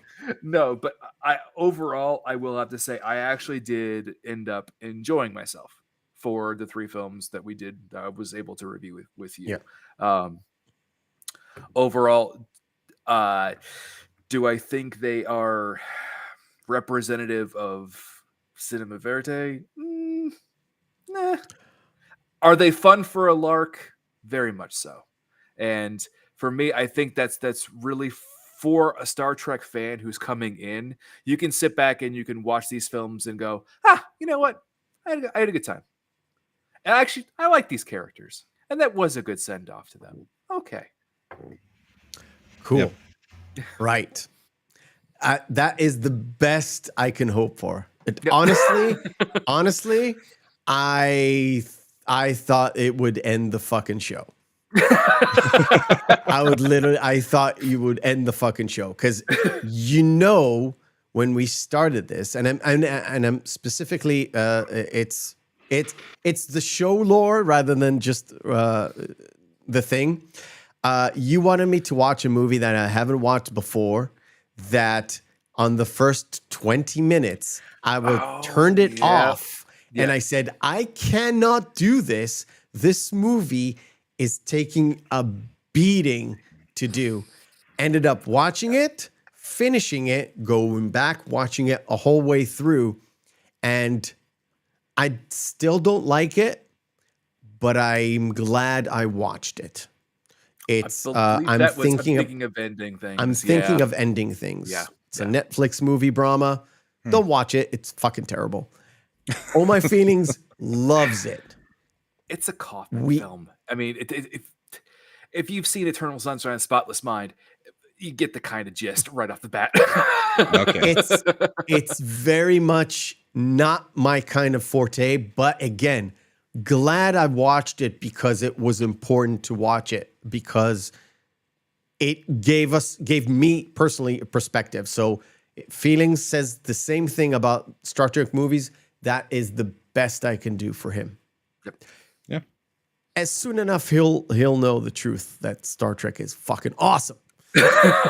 That's why I'm so fucking pissed. They killed it. They literally killed it. Anyway, Everything else. Yeah. Anyway. Give it enough time. Give it enough time. All right, cool. Brahma, what's going on with you in the next week? In the next week, tomorrow, Culture Casinos channel for late night culture. Monday Night Meltdown on Comics Division's channel, and then Yelling at Parked Cars after Monday Night Meltdown on Comics' Rumble channel. Then the after show for The Hump on Shagsworth's channel, and then back to Comics Division for Thursday Night Throwdown. Awesome. Right. Anything on your personal channels, on the Rumble channel, hockey related? Since hockey season's over right now, we're just kind of on hiatus for a little bit until hockey comes back. Me and Mad have discussed maybe streaming some Diablo 4 Season 1 since it just started, so we may fire up a stream. It just depends on whether Season 1 actually catches our attention. So give it a couple of weeks. Yeah. Just give it a couple of weeks. There's changes a coming. Yeah, I know. They've messed up the game so far, but they really fucked up this time. I got a thing Blizzard, that helped make it okay, because I'm playing a necromancer and I found an item that actually is way overpowered, so I'm getting through it. Yeah. And for me, Monday watch party, we're gonna watch True Lies with Arnold Schwarzenegger, Jamie Lee Curtis, and Tom Arnold. Yeah. Well, Bill Paxton as well. Otherwise, follow Brahma. His channels and Twitter and all of that is in the description down below. For me, on Twitter at Mephisto, on Instagram at Mephisto79, the Reel McCoy podcast at gmail.com for emails and stuff, comment section, like, share, subscribe. And I didn't say it last week, but I'm saying it this week. Next week, we are inviting you to watch American Beauty from 1999. It is fantastic. It is a movie that we wanted to cover, but we couldn't last month in June because of scheduling things, reasons, blah, blah, blah. We had to cancel that show. I really, really wanted to cover that movie. All my feelings prepared, all the stuff, all the notes on it. I didn't want to give it up. And we will probably have the Shagworth coming in. He was supposed to be on that show. He'll probably be on the recoup or recap show for this one. So go grab American Beauty, come back to us next week, and we will do stuff with it. Maybe even grape it a little bit. Until then, see ya. Next week. Later.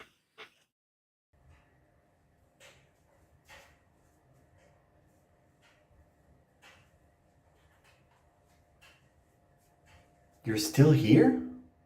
It's over. Go home.